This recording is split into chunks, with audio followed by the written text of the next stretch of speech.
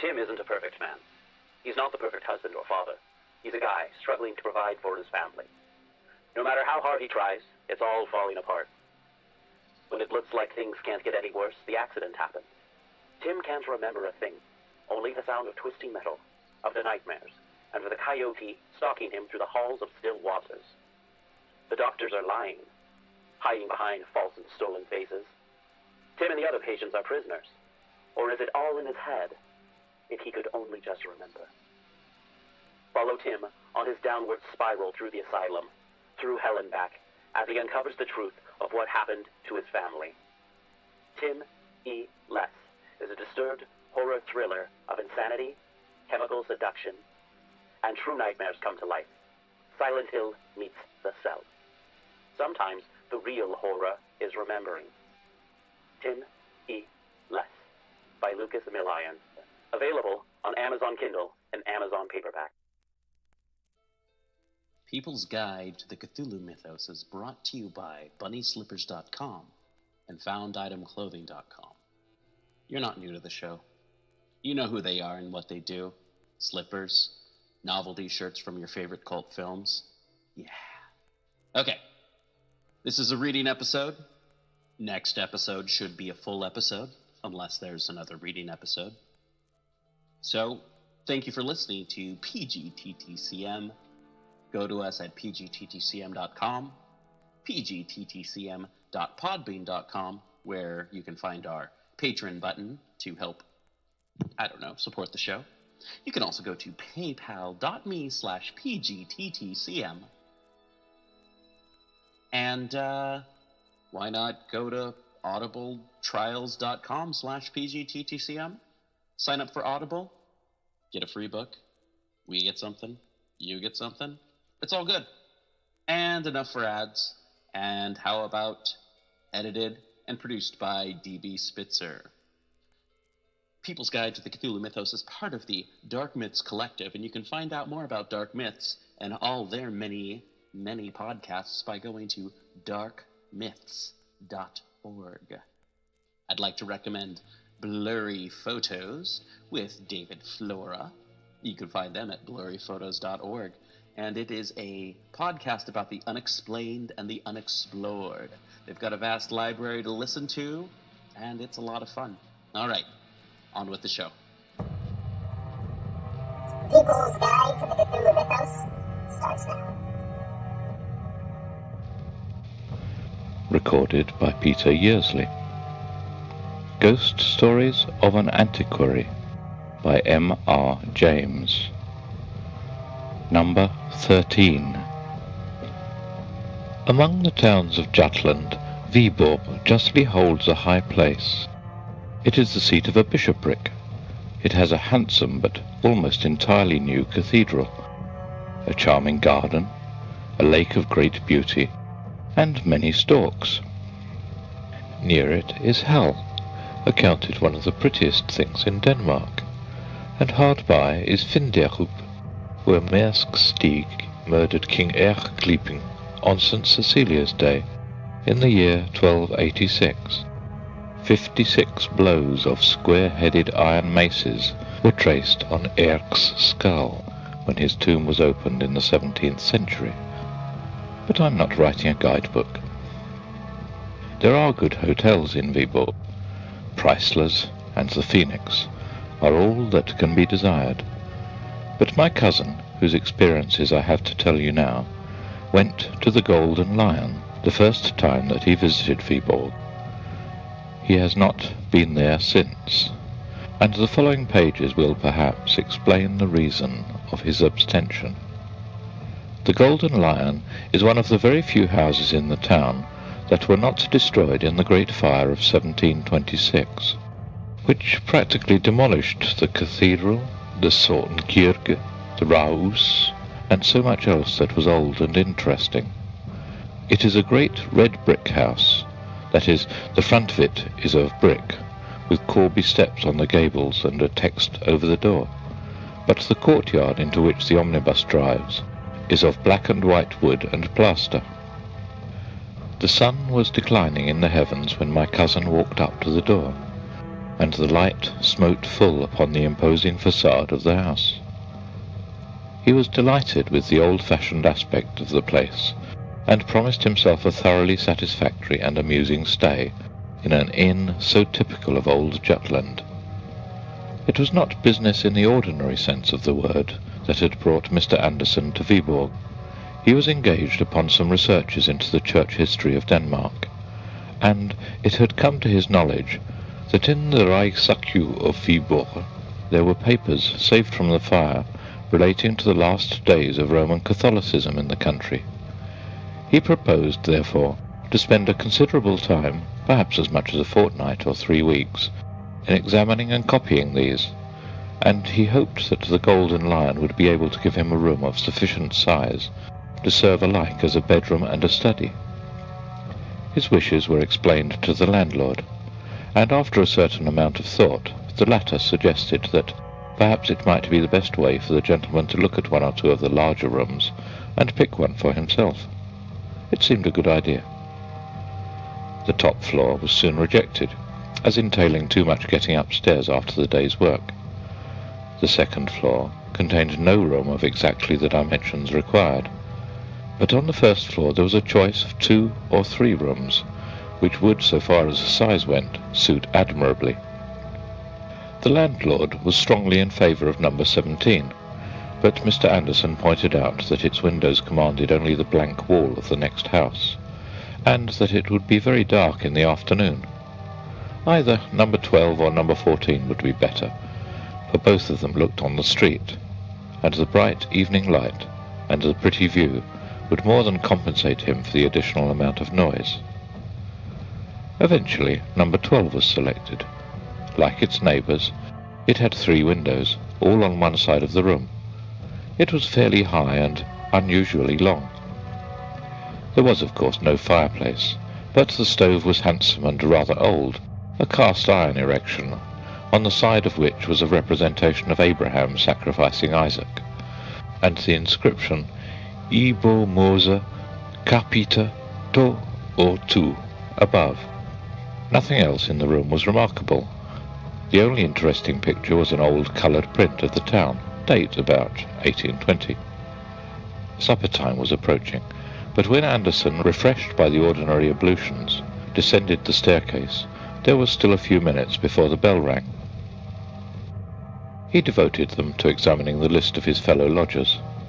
As is usual in Denmark, their names were displayed on a large blackboard, divided into columns and lines, the numbers of the rooms being painted in at the beginning of each line. The list was not exciting. There was an advocate, or sagfører, a German, and some bagmen from Copenhagen. The one and only point which suggested any food for thought was the absence of any number 13 from the tale of the rooms, and even this was a thing which Anderson had already noticed half a dozen times in his experience of Danish hotels. He could not help wondering whether the objection to that particular number, common as it is, was so widespread and so strong as to make it difficult to let a room so ticketed, and he resolved to ask the landlord if he and his colleagues in the profession had actually met with many clients who refused to be accommodated in the 13th room. He had nothing to tell me, I am giving the story as I heard it from him, about what passed at supper, and the evening, which was spent in unpacking and arranging his clothes, books and papers, was not more eventful. Towards 11 o'clock he resolved to go to bed, but with him, as with a good many other people nowadays, an almost necessary preliminary to bed, if he meant to sleep, was the reading of a few pages of print, and he now remembered that the particular book which he had been reading in the train, and which alone would satisfy him at that present moment, was in the pocket of his greatcoat, then hanging on a peg outside the dining-room. To run down and secure it was the work of a moment, and as the passages were by no means dark, it was not difficult for him to find his way back to his own door. So, at least, he thought. But when he arrived there, and turned the handle, the door entirely refused to open, and he caught the sound of a hasty movement towards it from within. He had tried the wrong door, of course. Was his own room to the right or to the left? He glanced at the number. It was 13. His room would be on the left, and so it was. And not before he had been in bed for some minutes, had read his wonted 3 or 4 pages of his book, blown out his light, and turned over to go to sleep, did it occur to him that, whereas on the blackboard of the hotel there had been no number 13, there was undoubtedly a room numbered 13 in the hotel. He felt rather sorry he had not chosen it for his own. Perhaps he might have done the landlord a little service by occupying it, and given him the chance of saying that a well-born English gentleman had lived in it for 3 weeks and liked it very much. But probably it was used as a servant's room, or something of the kind. After all, it was most likely not so large or so good a room as his own. And he looked drowsily about the room, which was fairly perceptible in the half-light from the street lamp. It was a curious effect, he thought. Rooms usually look larger in a dim light than a full one, but this seemed to have contracted in length and grown proportionately higher. Oh well. Sleep was more important than these vague ruminations, and to sleep he went. On the day after his arrival, Andersen attacked the Rigsarkiv of Viborg. He was, as one might expect in Denmark, kindly received, and access to all that he wished to see was made as easy for him as possible. The documents laid before him were far more numerous and interesting than he had at all anticipated. Besides official papers, there was a large bundle of correspondence relating to Bishop Jørgen Freys, the last Roman Catholic who held the see, and in these there cropped up many amusing and what are called intimate details of private life and individual character. There was much talk of a house owned by the bishop, but not inhabited by him, in the town. Its tenant was apparently somewhat of a scandal, and a stumbling block to the reforming party. He was a disgrace, they wrote, to the city. He practiced secret and wicked arts, and had sold his soul to the enemy. It was of a piece with the gross corruption and superstition of the Babylonish church that such a viper and blood-sucking Trollmund should be patronized and harbored by the bishop. The bishop met these reproaches boldly.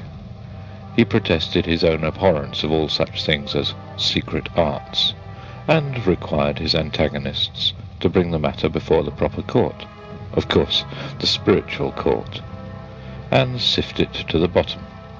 No one could be more ready and willing than himself to condemn Nicholas Franken, if the evidence showed him to have been guilty of any of the crimes informally alleged against him.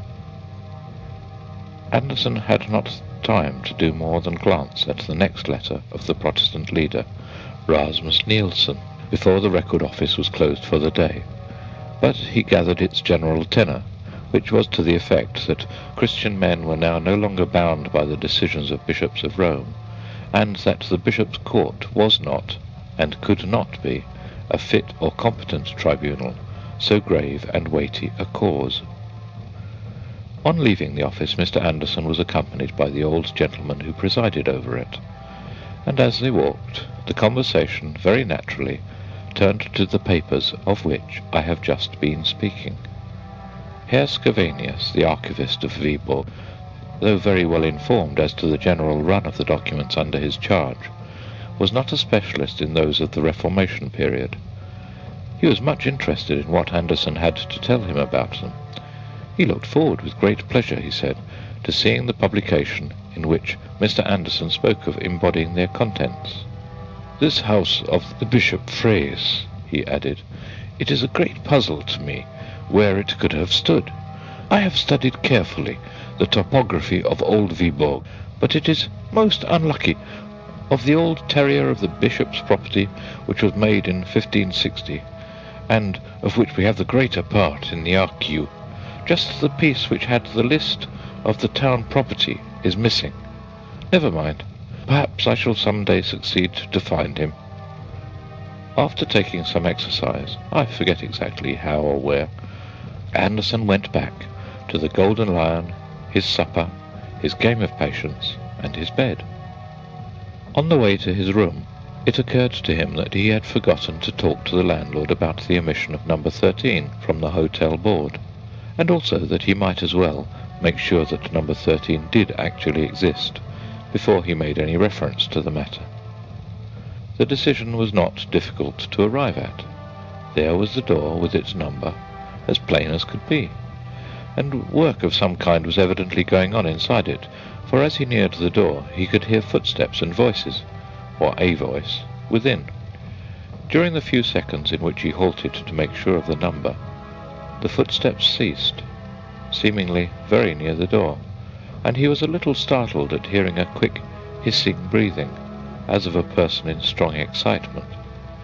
He went on to his own room, and again he was surprised to find how much smaller it seemed now than it had when he selected it.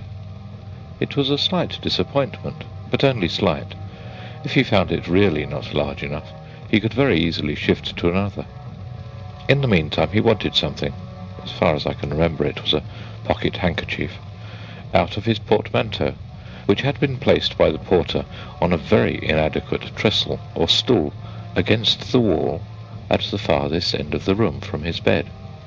Here was a very curious thing. The portmanteau was not to be seen. It had been moved by officious servants.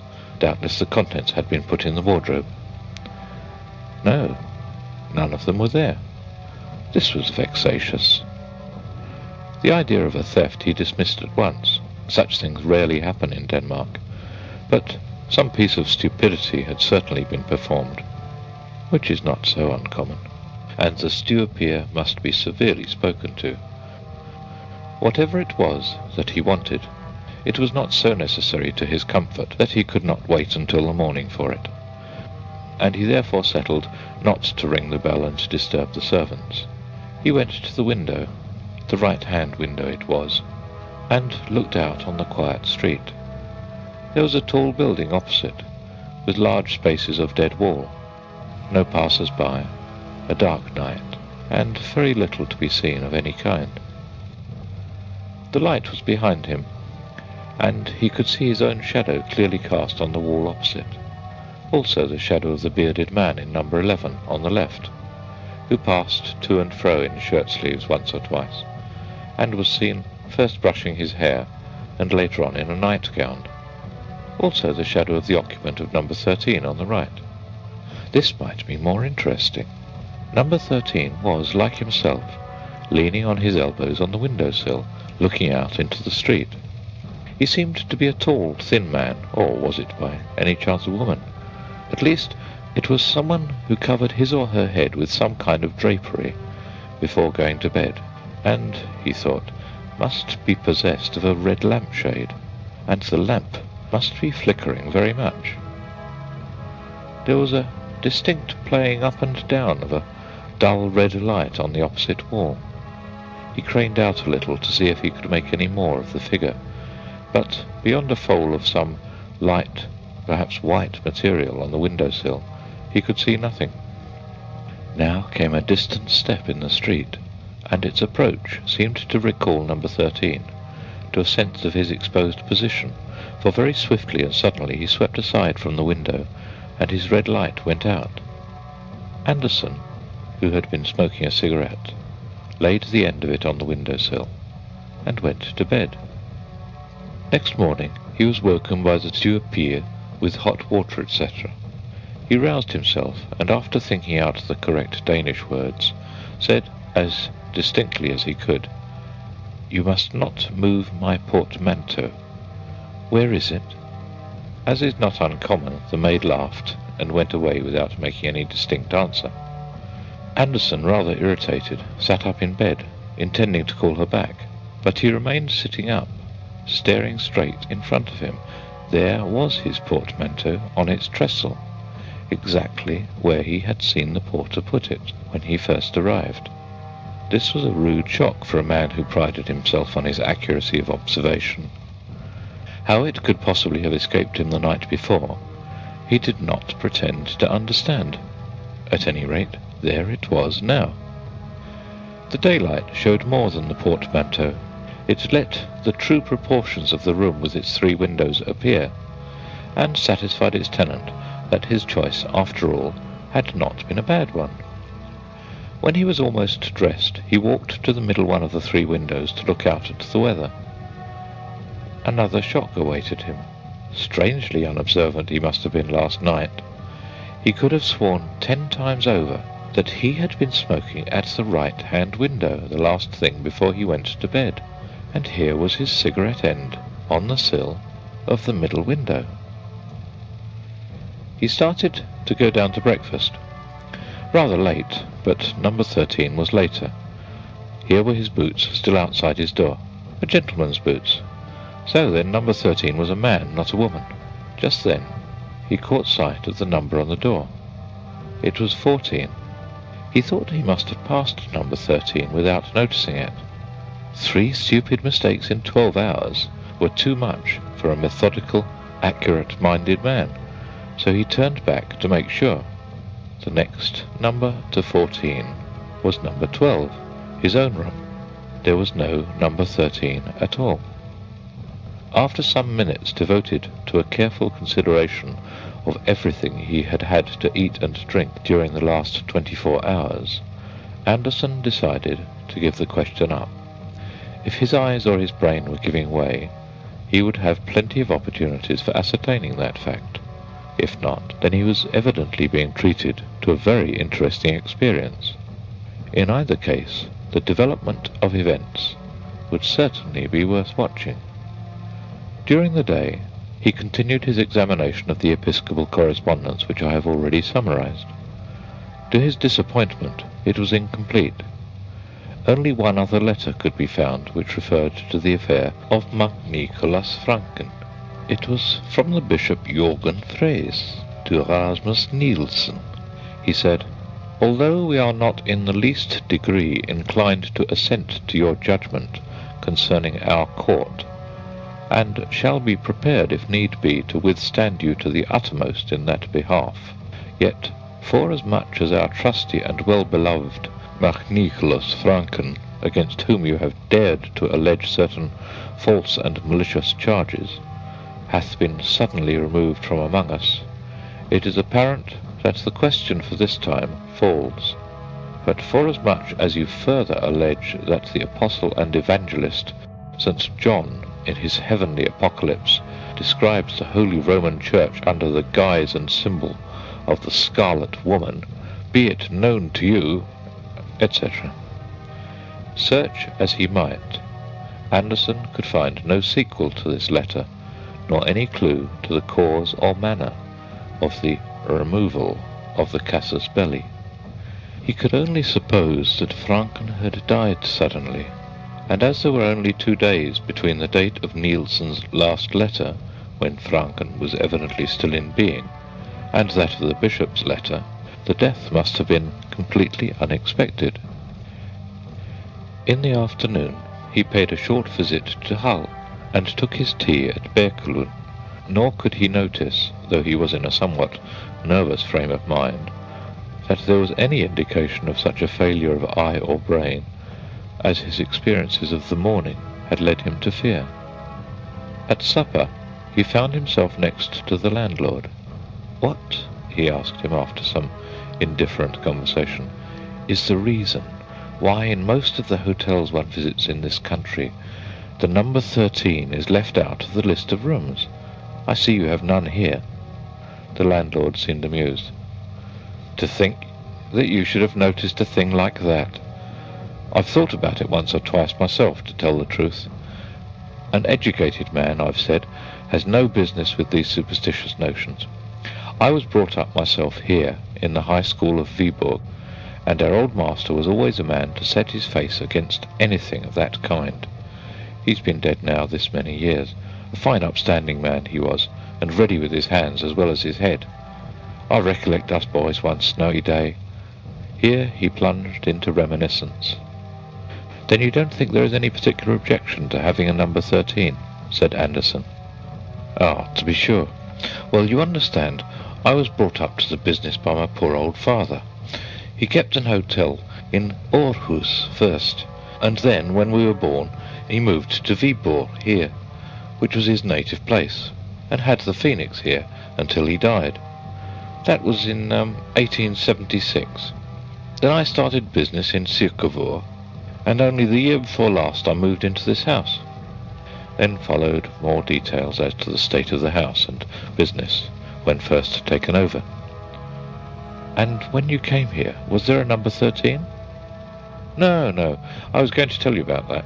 You see, in a place like this, the commercial class, the travellers, are what we have to provide for in general, and put them in number 13?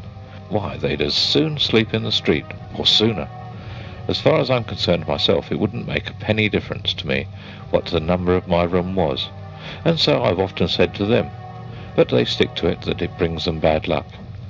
Quantities of stories they have among them of men that have slept in a number 13 and never been the same again, or lost their best customers, or one thing and another, said the landlord, after searching for a more graphic phrase.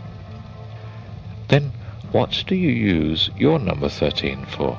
Said Anderson, conscious as he said the words of a curious anxiety quite disproportionate to the importance of the question. My number 13? Why don't I tell you that there isn't such a thing in the house?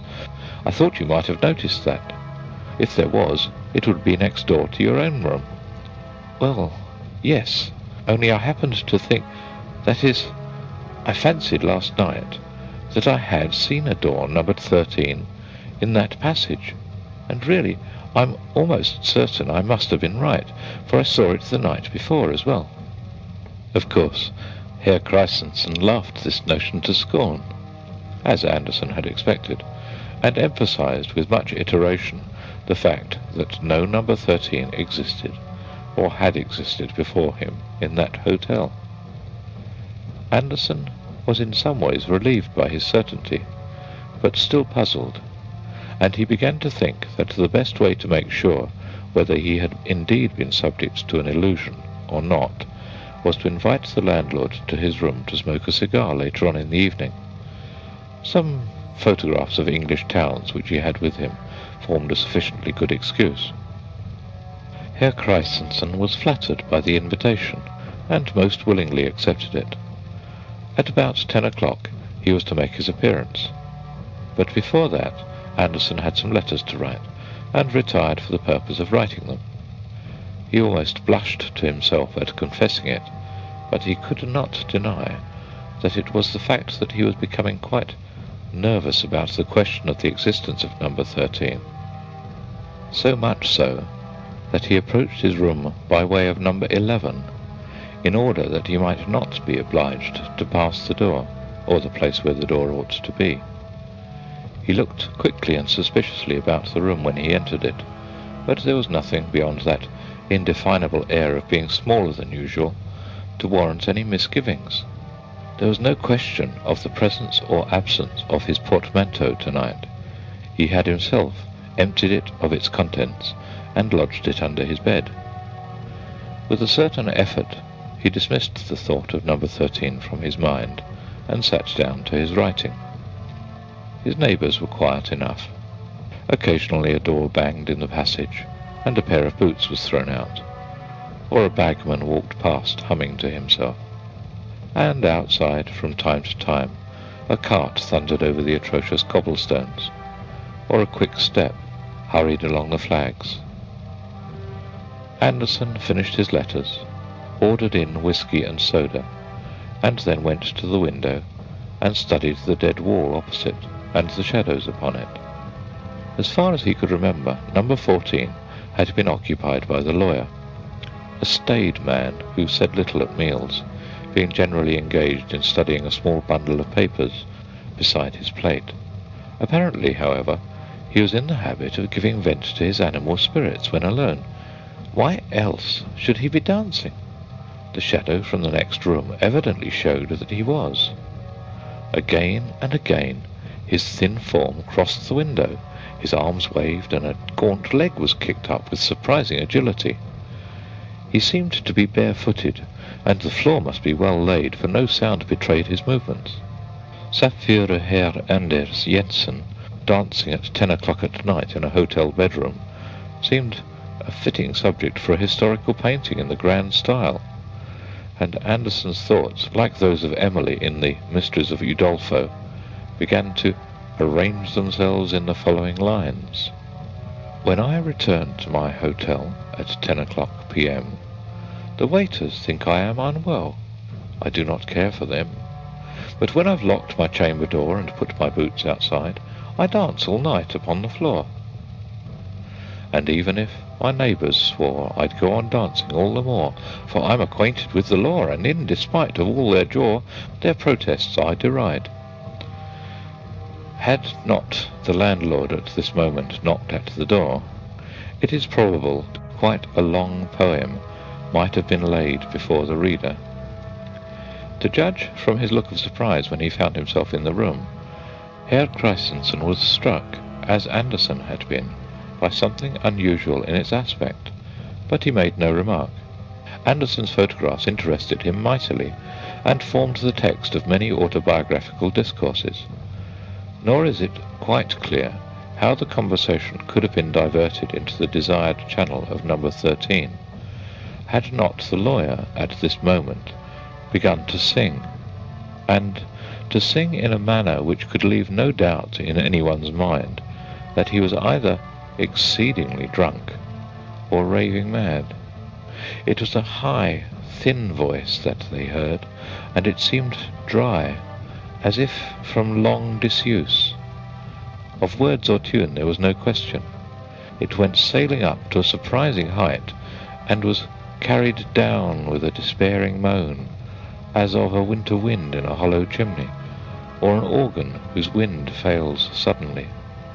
It was a really horrible sound, and Andersen felt that if he had been alone, he must have fled for refuge in society to some neighbour bagman's room. The landlord sat open-mouthed. "I don't understand it," he said at last, wiping his forehead. "It is dreadful. I've heard it once before, but I made sure it was a cat." "Is he mad?" said Andersen. "He must be. And what a sad thing. Such a good customer, too. And so successful in his business, by what I hear, and a young family to bring up." Just then came an impatient knock at the door, and the knocker entered without waiting to be asked. It was the lawyer in déshabillé, and very rough-haired, and very angry he looked. "I beg pardon, sir," he said, "but I should be much obliged if you would kindly desist."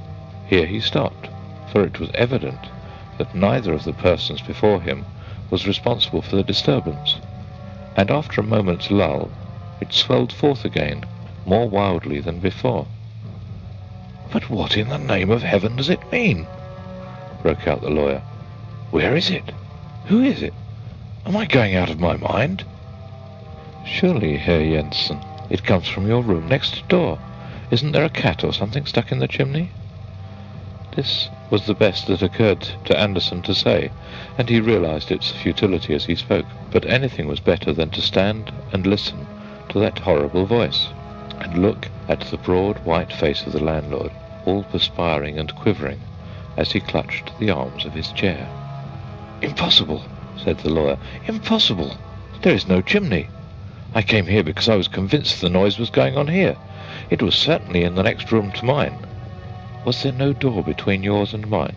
said Andersen eagerly. "No, sir," said Herr Jensen rather sharply. "At least not this morning."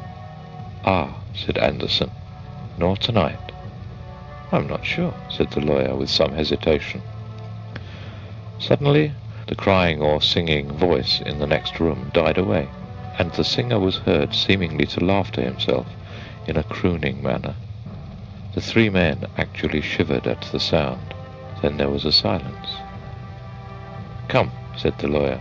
"What have you to say, Herr Christensen? What does this mean?" "Good heaven," said Christensen. "How should I tell? I know no more than you, gentlemen. I pray I may never hear such a noise again." "So do I," said Herr Jensen, and he added something under his breath. Andersen thought it sounded like the last words of the Psalter, "Omnis spiritus laudet Dominum," but he could not be sure. "But we must do something," said Andersen. "The three of us. Shall we go and investigate in the next room?"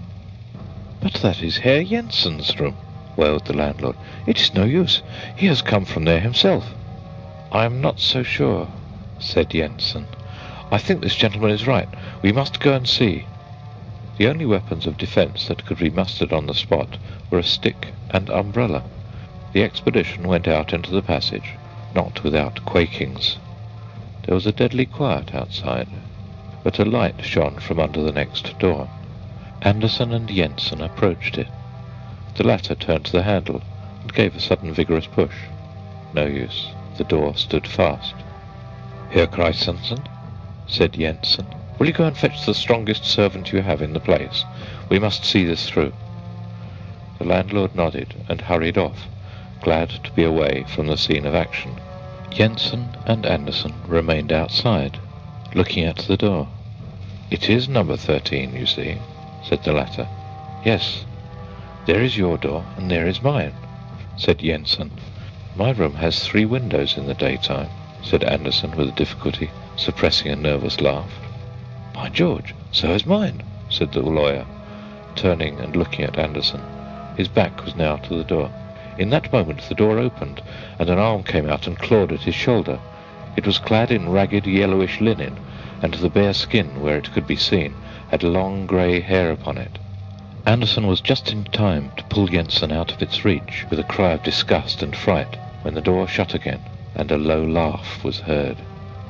Jensen had seen nothing, but when Anderson hurriedly told him what a risk he had run, he fell into a great state of agitation, and suggested that they should retire from the enterprise and lock themselves up in one or other of their rooms.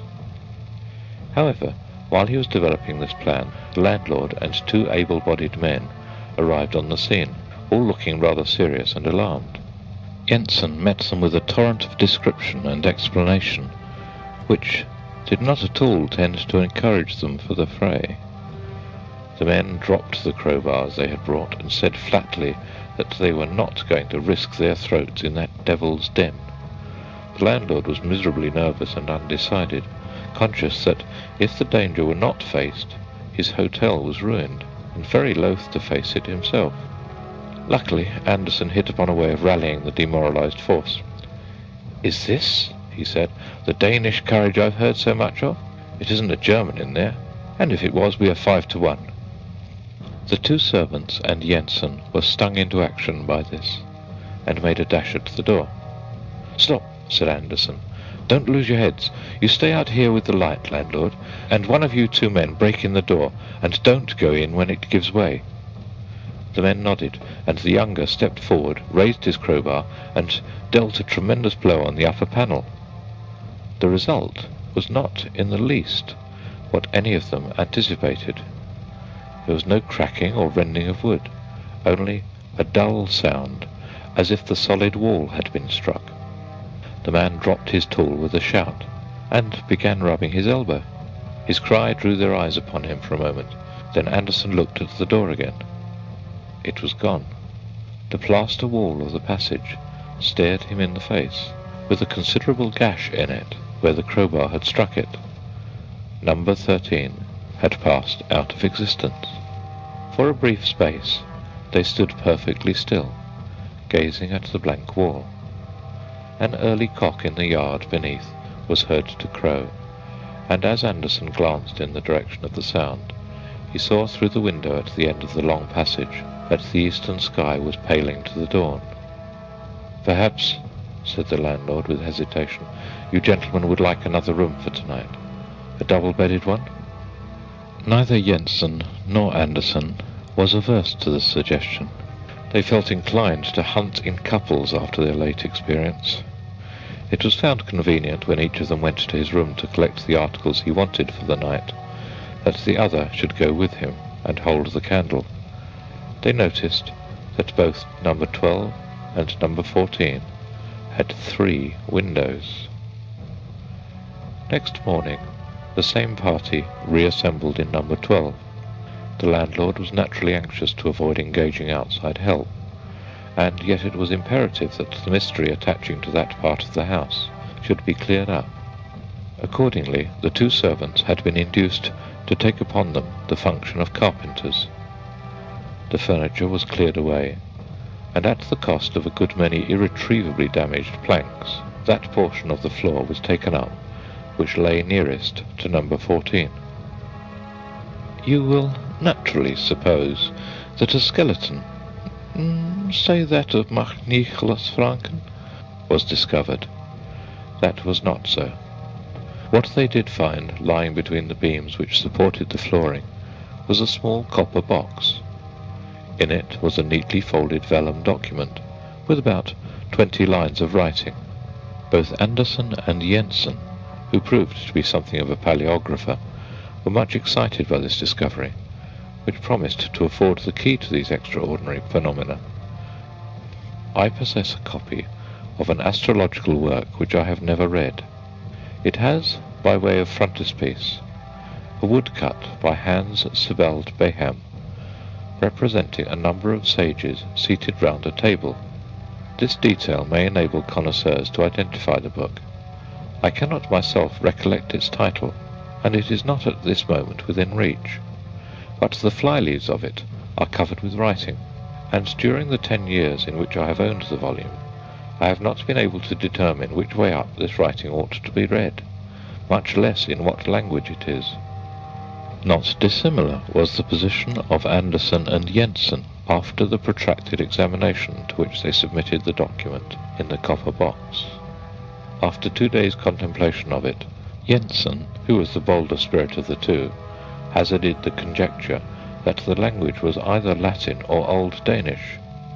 Anderson ventured upon no surmises, and was very willing to surrender the box and the parchment to the Historical Society of Viborg to be placed in their museum. I had the whole story from him a few months later, as we sat in a wood near Uppsala, after a visit to the library there, where we, or rather I, had laughed over the contract by which Daniel Salthenius, in later life professor of Hebrew at Königsberg, sold himself to Satan. Anderson was not really amused. "Young idiot," he said, meaning Salthenius, who was only an undergraduate when he committed that indiscretion. How did he know what company he was courting? And when I suggested the usual considerations, he only grunted. That same afternoon he told me what you have read, but he refused to draw any inferences from it, and to assent to any that I drew for him. End of number 13, from Ghost Stories of an Antiquary by M.R. James.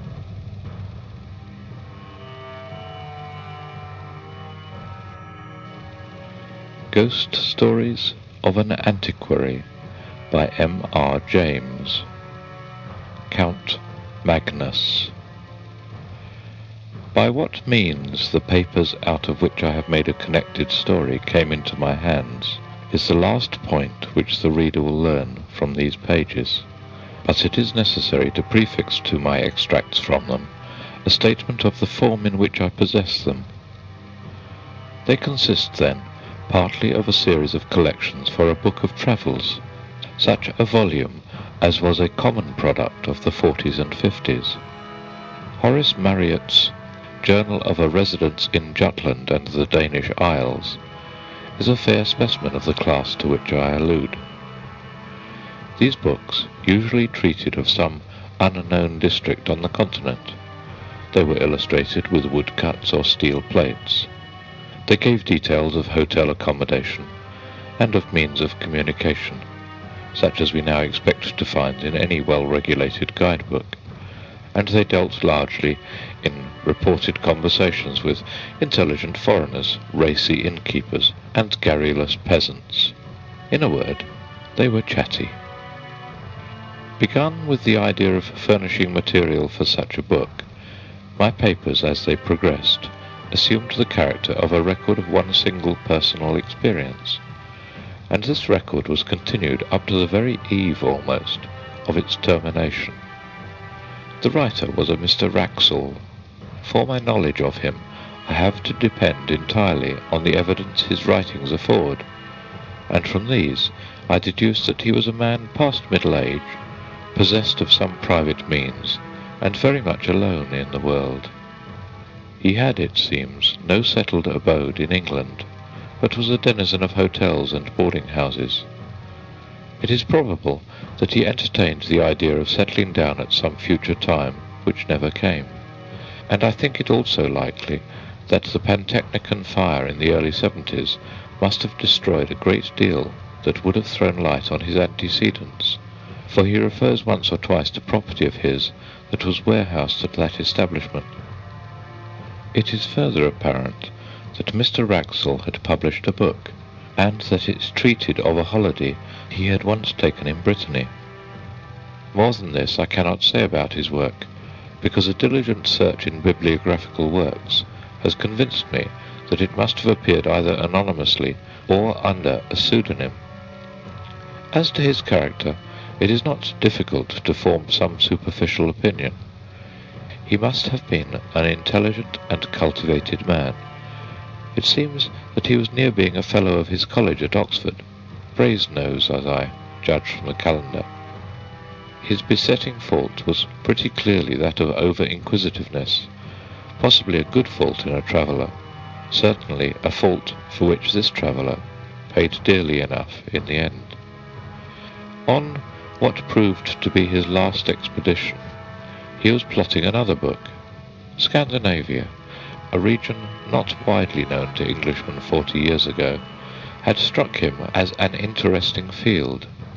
He must have alighted on some old books of Swedish history or memoirs, and the idea had struck him that there was room for a book descriptive of travel in Sweden, interspersed with episodes from the history of some of the great Swedish families. He procured letters of introduction, therefore, to some persons of quality in Sweden, and set out thither in the early summer of 1863. Of his travels in the north there is no need to speak, nor of his residence of some weeks in Stockholm. I need only mention that some savant resident there put him on the track of an important collection of family papers, belonging to the proprietors of an ancient manor house in Västergötland, and obtained for him permission to examine them. The manor house, or Herrgård, in question, is to be called Rabeck, pronounced something like Robeck, though that is not its name. It is one of the best buildings of its kind in all the country, and the picture of it in Dahlenberg's Suecia Antiqua et Moderna, engraved in 1694, shows it very much as the tourist may see it today. It was built soon after 1600, and is, roughly speaking, very much like an English house of that period, in respect of material, red brick, with stone facings, and style. The man who built it was a scion of the great house of de la Gardie, and his descendants possess it still. De la Gardie is the name by which I will designate them when mention of them becomes necessary. They received Mr. Wraxall with great kindness and courtesy, and pressed him to stay in the house as long as his researches lasted. But preferring to be independent, and mistrusting his powers of conversing in Swedish, he settled himself at the village inn, which turned out quite sufficiently comfortable, at any rate during the summer months. This arrangement would entail a short walk daily to and from the manor house, of something under a mile. The house itself stood in a park, and was protected, we should say grown up, with large old timber. Near it you found the walled garden, and then entered a close wood, fringing one of the small lakes with which the whole country is pitted. Then came the wall of the demesne, and you climbed a steep knoll, a knob of rock lightly covered with soil, and on the top of this stood the church, fenced in with tall, dark trees. It was a curious building to English eyes. The nave and aisles were low, and filled with pews and galleries. In the western gallery stood the handsome old organ, gaily painted and with silver pipes. The ceiling was flat, and had been adorned by a 17th century artist with a strange and hideous Last Judgment, full of lurid flames, falling cities, burning ships, crying souls, and brown and smiling demons. Handsome brass coronae hung from the roof, The pulpit was like a doll's house, covered with little painted wooden cherubs and saints. A stand with 3 hourglasses was hinged to the preacher's desk. Such sights as these may be seen in many a church in Sweden now, but what distinguished this one was an addition to the original building. At the eastern end of the north aisle, the builder of the manor house had erected a mausoleum for himself and his family. It was a largish 8-sided building, lighted by a series of oval windows, and it had a domed roof, topped by a kind of pumpkin-shaped object rising into a spire, a form in which Swedish architects greatly delighted. The roof was of copper externally, and was painted black, while the walls, in common with those of the church, were staringly white. To this mausoleum there was no access from the church. It had a portal and steps of its own on the northern side. Past the churchyard the path to the village goes, and not more than 3 or 4 minutes bring you to the inn door. On the first day of his stay at Röbäck, Mr. Wraxall found the church door open, and made these notes of the interior which I have epitomized. Into the mausoleum, however, he could not make his way.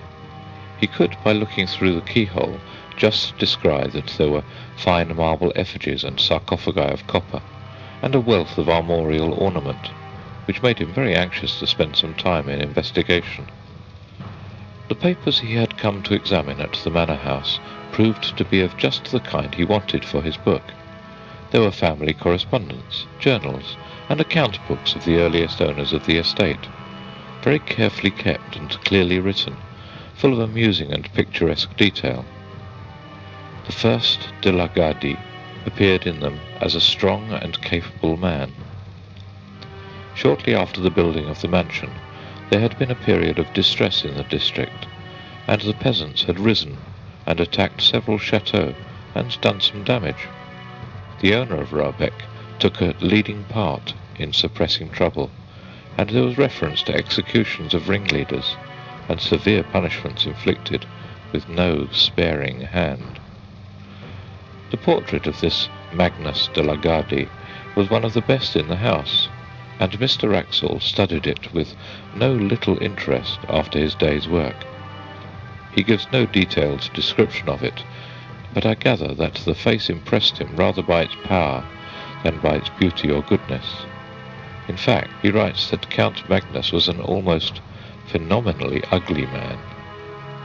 On this day, Mr. Wraxall took his supper with the family, and walked back in the late but still bright evening. "I must remember," he writes, "to ask the sexton if he can let me into the mausoleum at the church.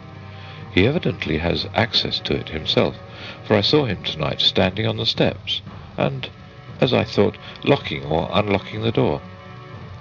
I find that early on the following day, Mr. Wraxall had some conversation with his landlord. His setting it down at such length as he does surprised me at first, but I soon realized that the papers I was reading were, at least in their beginning, the materials for the book he was meditating, and that it was to have been one of those quasi-journalistic productions which admit of the introduction of an admixture of conversational matter.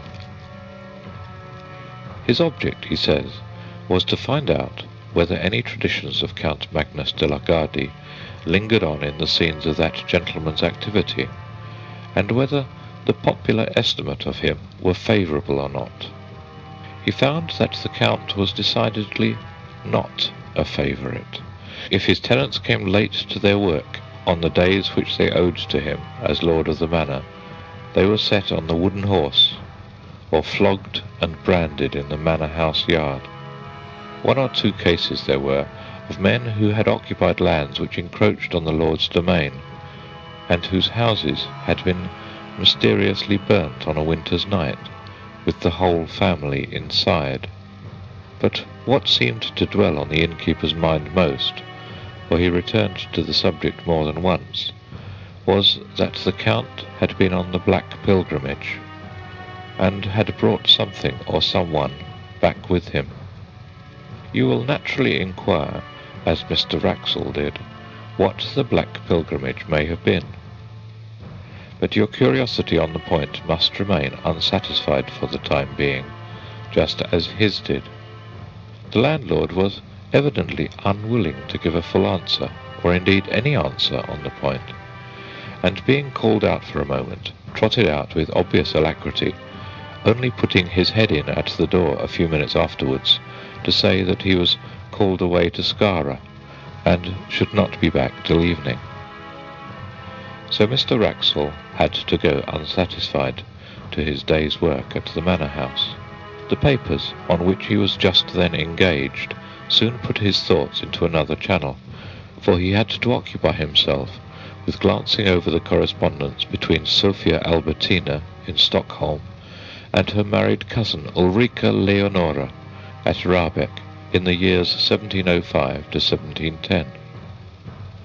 The letters were of exceptional interest from the light they threw upon the culture of that period in Sweden, as anyone can testify who has read the full edition of them in the publications of the Swedish Historical Manuscripts Commission. In the afternoon he had done with these, and after returning the boxes in which they were kept to their places on the shelf, he proceeded, very naturally, to take down some of the volumes nearest to them, in order to determine which of them had best be his principal subject of investigation next day. The shelf he had hit upon was occupied mostly by a collection of account books in the writing of the first Count Magnus. But one among them was not an account book, but a book of alchemical and other tracts in another 16th century hand. Not being very familiar with alchemical literature, Mr. Wraxall spends much space, which he might have spared, in setting out the names and beginnings of the various treatises.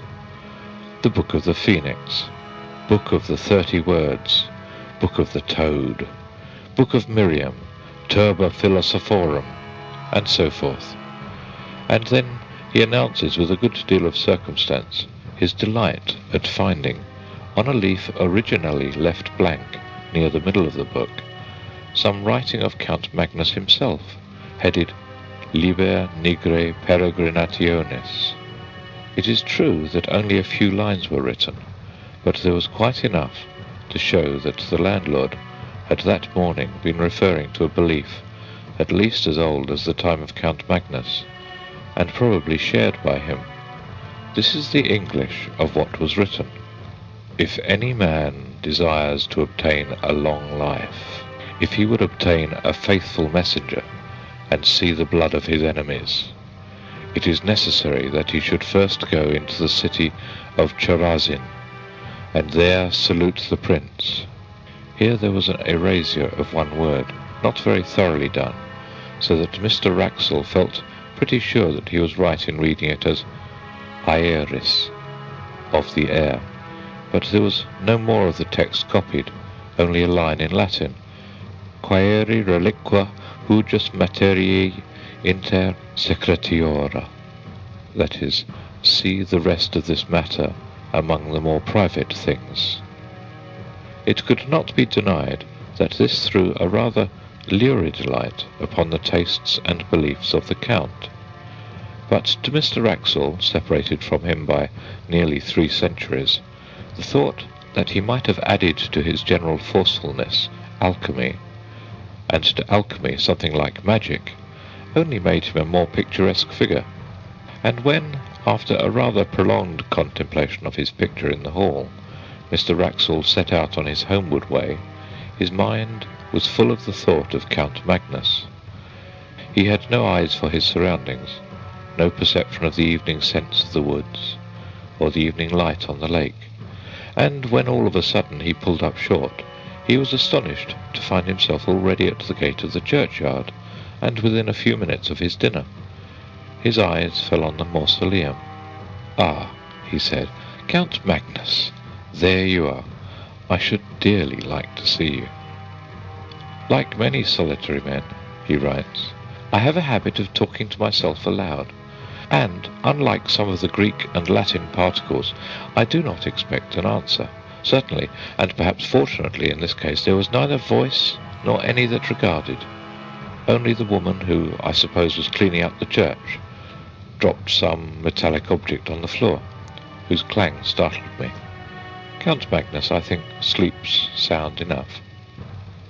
That same evening, the landlord of the inn, who had heard Mr. Wraxall say that he wished to see the clerk or deacon, as he would be called in Sweden, of the parish, introduced him to that official in the inn parlour.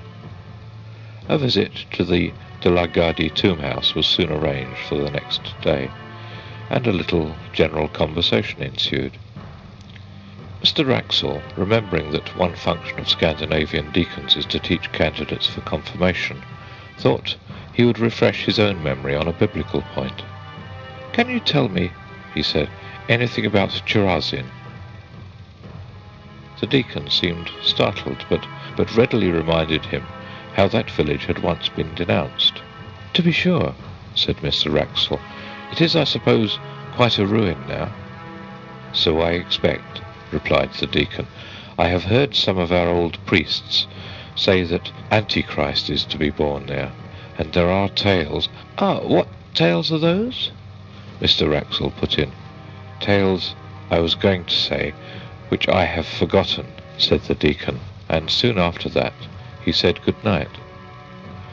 The landlord was now alone, and at Mr. Wraxall's mercy, and that inquirer was not inclined to spare him. "Herr Nielsen," he said, "I have found out something about the Black Pilgrimage. You may as well tell me what you know. What did the Count bring back with him?" Swedes are habitually slow, perhaps, in answering, or perhaps the landlord was an exception. I'm not sure, but Mr. Wraxall notes that the landlord spent at least 1 minute in looking at him before he said anything at all. Then he came close up to his guest, and with a good deal of effort he spoke. "Mr. Wraxall, I can tell you this one little tale, and no more, not any more. You must not ask anything when I have done. In my grandfather's time, that is 92 years ago, there were 2 men who said, 'The Count is dead, we do not care for him. We will go tonight and have a free hunt in his wood, the long wood on the hill that you have seen behind Robeck.' Well, those that heard them say this, they said, 'No, do not go. We are sure you will meet with persons walking who should not be walking. They should be resting, not walking.' These men laughed. There were no forestmen to keep the wood, because no one wished to live there. The family were not here at the house. These men could do what they wished. Very well, they go to the wood that night. My grandfather was sitting here in this room. It was the summer, and a light night. With the window open, he could see out to the wood, and hear. So he sat there, and 2 or 3 men with him, and they listened. At first, they hear nothing at all. Then they hear someone, you know how far away it is, they hear someone scream, just as if the most inside part of his soul was twisted out of him. All of them in the room caught hold of each other, and they sat so for 3/4 of an hour. Then they hear someone else, only about 300 ells off. They hear him laugh out loud. It was not one of those 2 men that laughed, and indeed they have all of them said that it was not any man at all. After that they hear a great door shut. Then, when it was just light with the sun, they all went to the priest. They said to him, 'Father, put on your gown and your ruff, and come to bury these men, Anders Bjornsson and Hans Thorbjorn.' You understand that they were sure that these men were dead. So they went to the wood. My grandfather never forgot this. He said they were all like so many dead men themselves. The priest, too, he was in a white fear. He said, when they came to him, 'I heard one cry in the night, and I heard one laugh afterwards. If I cannot forget that, I shall not be able to sleep again." So they went to the wood, and they found these men on the edge of the wood. Hans Thorbjorn was standing with his back against a tree, and all the time he was pushing with his hands, pushing something away from him which was not there. So he was not dead, and they led him away and took him to the house at Nyköping. And he died before the winter, but he went on pushing with his hands. Also, Anders Bjornsson was there, but he was dead. And I tell you this about Anders Bjornsson, that he was once a beautiful man, but now his face was not there, because the flesh of it was sucked away off the bones. You understand that? My grandfather did not forget that. And they laid him on the bier which they brought, and they put a cloth over his head, and the priest walked before, and they began to sing the psalm for the dead as well as they could. So as they were singing the end of the first verse, one fell down who was carrying the head of the bier, and the others looked back, and they saw that the cloth had fallen off, and the eyes of Anders Bjornsson were looking up, because there was nothing to close over them, and this they could not bear. Therefore the priest laid the cloth upon him, and sent for a spade, and they buried him in that place. The next day Mr. Wraxall records that the deacon called for him soon after his breakfast, and took him to the church and mausoleum. He noticed that the key of the latter was hung on a nail just by the pulpit, and it occurred to him that, as the church door seemed to be left unlocked as a rule, it would not be difficult for him to pay a second and more private visit to the monuments if there proved to be more of interest among them than could be digested at first. The building, when he entered it, he found not unimposing. The monuments, mostly large erections of the 17th and 18th centuries, were dignified if luxuriant, and the epitaphs and heraldry were copious. The central space of the domed room was occupied by 3 copper sarcophagi, covered with finely engraved ornament. 2 of them had, as is commonly the case in Denmark and Sweden, a large metal crucifix on the lid. The third, that of Count Magnus, as it appeared, had instead of that a full-length effigy engraved upon it, and round the edge were several bands of similar ornament representing various scenes. One was a battle with cannon belching out smoke, and walled towns and troops of pikemen. Another showed an execution. In a third, among trees, was a man running at full speed with flying hair and outstretched hands. After him followed a strange form. It would be hard to say whether the artist had intended it for a man, and was unable to give the requisite similitude, or whether it was intentionally made as monstrous as it looked. In view of the skill with which the rest of the drawing was done, Mr. Wraxall felt inclined to adopt the latter idea. The figure was unduly short, and was for the most part muffled in a hooded garment which swept the ground. The only part of the form which projected from that shelter was not shaped like any hand or arm. Mr. Wraxall compares it to the tentacle of a devilfish, and continues, "On seeing this, I said to myself, this, then, which is evidently an allegorical representation of some kind, a fiend pursuing a hunted soul, may be the origin of the story of Count Magnus and his mysterious companion. Let us see how the huntsman is pictured. Doubtless it will be a demon blowing his horn." But, as it turned out, there was no such sensational figure, only the semblance of a cloaked man on a hillock, who stood leaning on a stick, and watching the hunt with an interest which the engraver had tried to express in his attitude. Mr. Wraxall noted the finely worked and massive steel padlocks, 3 in number, which secured the sarcophagus. One of them, he saw, was detached, and lay on the pavement. And then, unwilling to delay the deacon longer, or to waste his own working time, he made his way onward to the manor house. It is curious, he notes, how on retracing a familiar path one's thoughts engross one to the absolute exclusion of surrounding objects. Tonight, for the second time, I had entirely failed to notice where I was going. I had planned a private visit to the tomb house to copy the epitaphs, when I suddenly, as it were, awoke to consciousness and found myself, as before, turning in at the churchyard gate, and, I believe, singing or chanting some such words as, "Are you awake, Count Magnus? Are you asleep, Count Magnus?" And then something more which I have failed to recollect. It seemed to me that I must have been behaving in this nonsensical way for some time.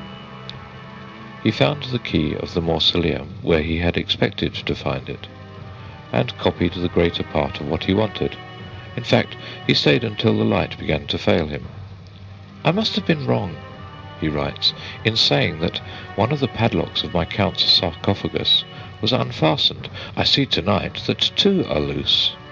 I picked both up and laid them carefully on the window ledge, after trying unsuccessfully to close them. The remaining one is still firm, and though I take it to be a spring lock, I cannot guess how it is opened. Had I succeeded in undoing it, I'm almost afraid I should have taken the liberty of opening the sarcophagus. It is strange the interest I feel in the personality of this, I fear, somewhat ferocious and grim old noble. The day following was, as it turned out, the last of Mr. Wraxall's stay at Raabeek. He received letters connected with certain investments which made it desirable that he should return to England. His work among the papers was practically done, and travelling was slow. He decided, therefore, to make his farewells, put some finishing touches to his notes, and be off. These finishing touches and farewells, as it turned out, took more time than he had expected. The hospitable family insisted on his staying to dine with them. They dined at 3, and it was verging on 6:30 before he was outside the iron gates of Raabeek. He dwelt on every step of his walk by the lake, determined to saturate himself, now that he trod it for the last time, in the sentiment of the place and hour. And when he reached the summit of the churchyard knoll, he lingered for many minutes, gazing at the limitless prospect of woods, near and distant, all dark beneath a sky of liquid green.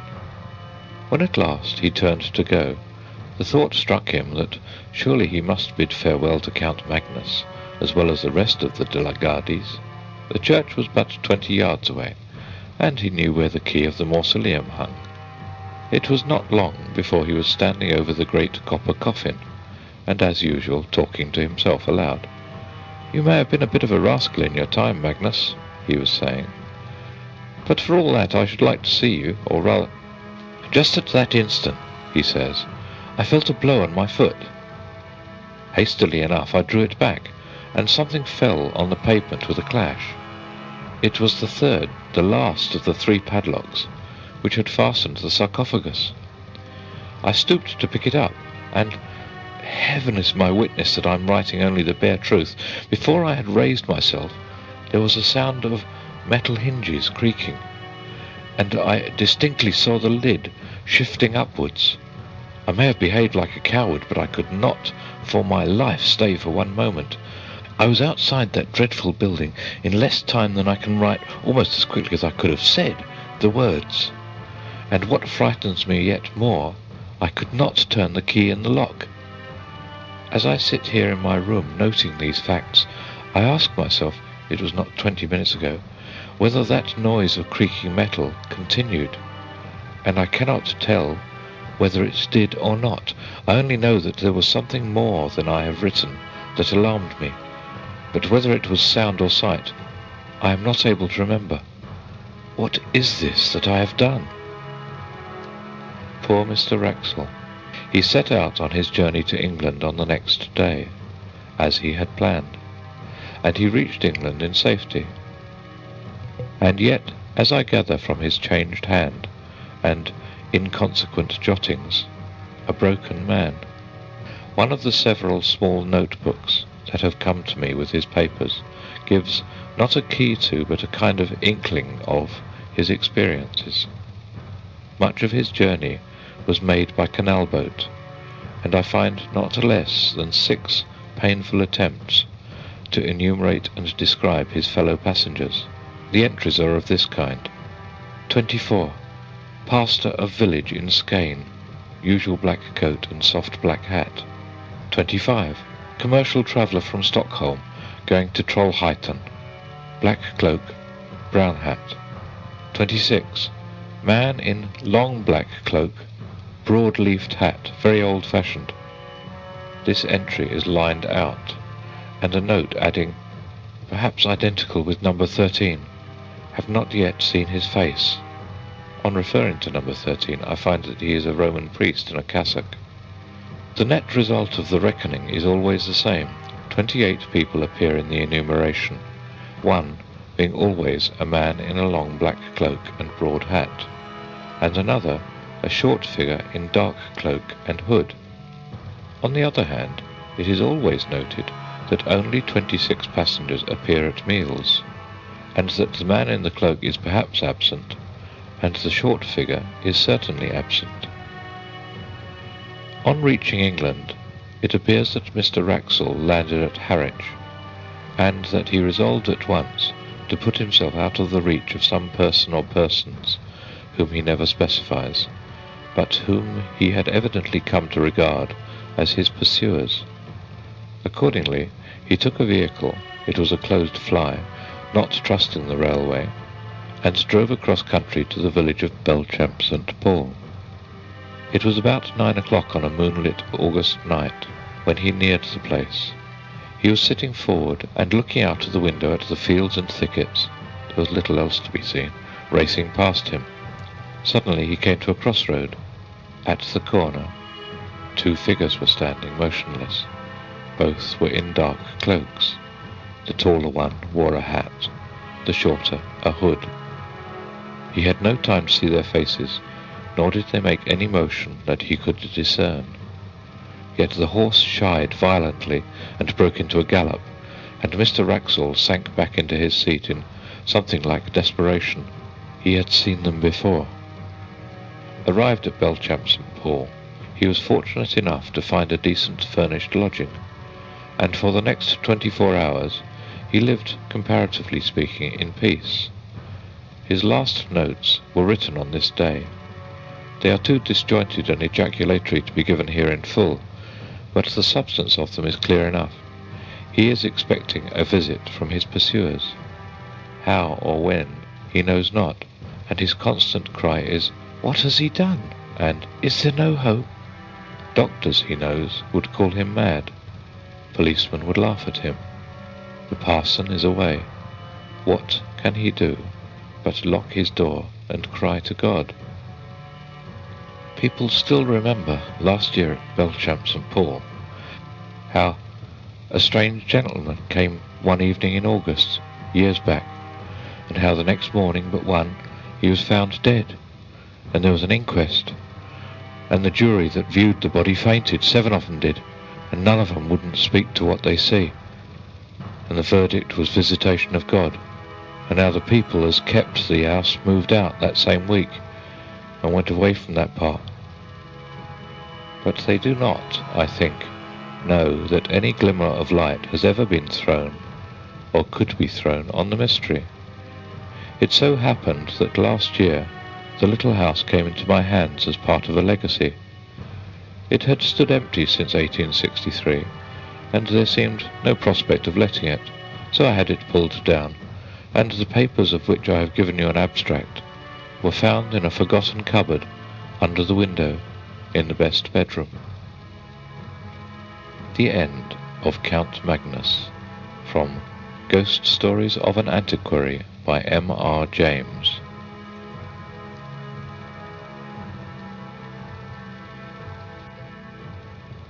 Oh, whistle, and I'll come to you, my lad. I suppose you'll be getting away pretty soon now full term is over, Professor? Said a person, not in the story, to the Professor of Ontography, soon after they had sat down next to each other at a feast in the hospitable hall of St. James's College.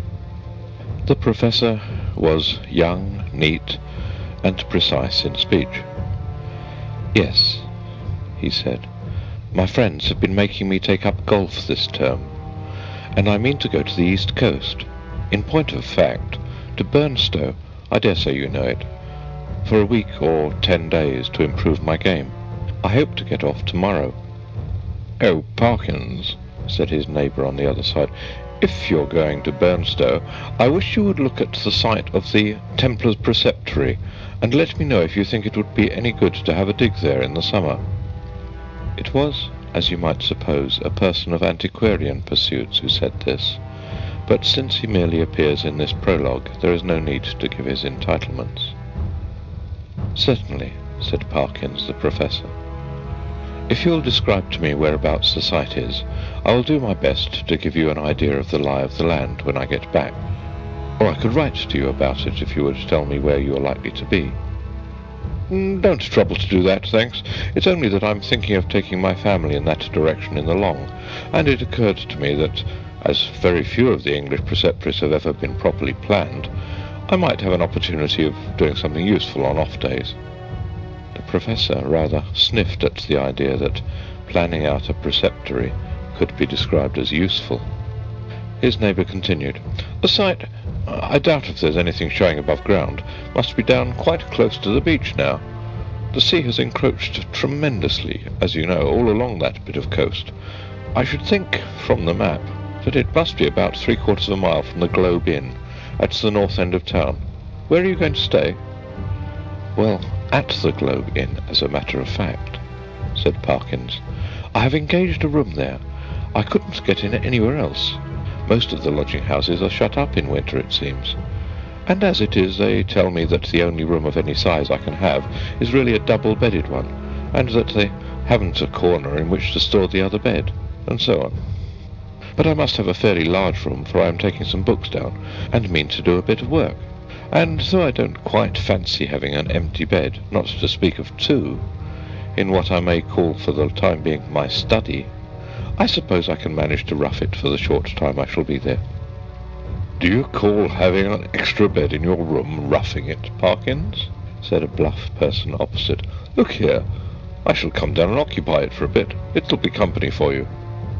The professor quivered, but managed to laugh in a courteous manner. "By all means, Rogers. There's nothing I should like better, but I'm afraid you would find it rather dull. You don't play golf, do you?" "No, thank heaven," said rude Mr. Rogers. "Well, you see, when I'm not writing, I shall most likely be out on the links, and that, as I say, would be rather dull for you, I'm afraid." "Oh, I don't know. There's certainly somebody I know in the place.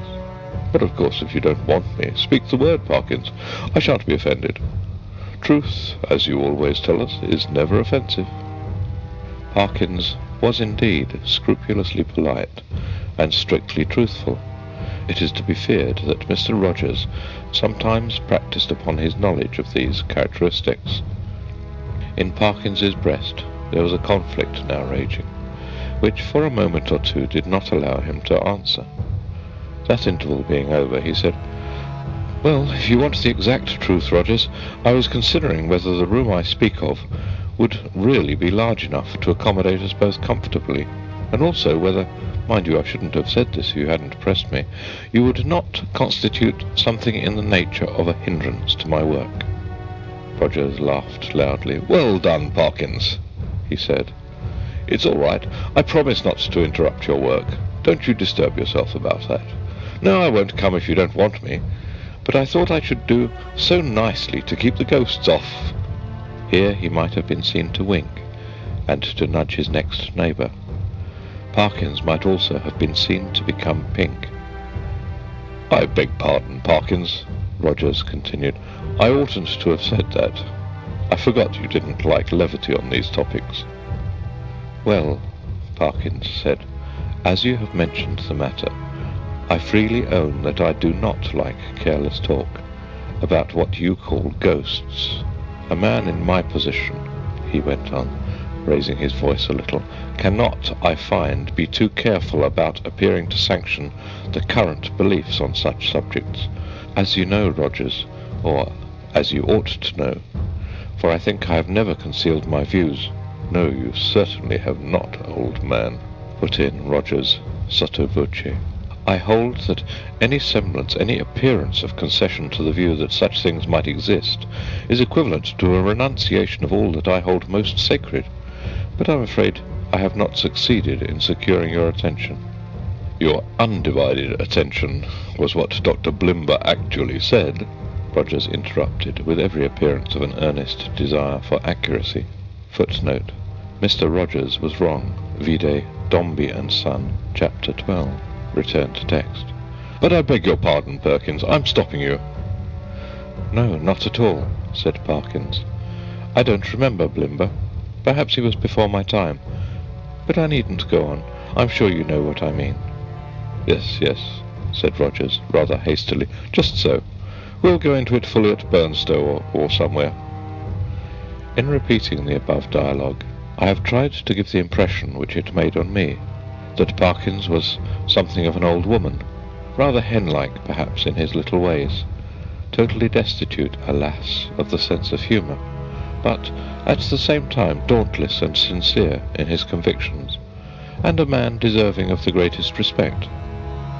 Whether or not the reader has gathered so much, that was the character which Parkins had.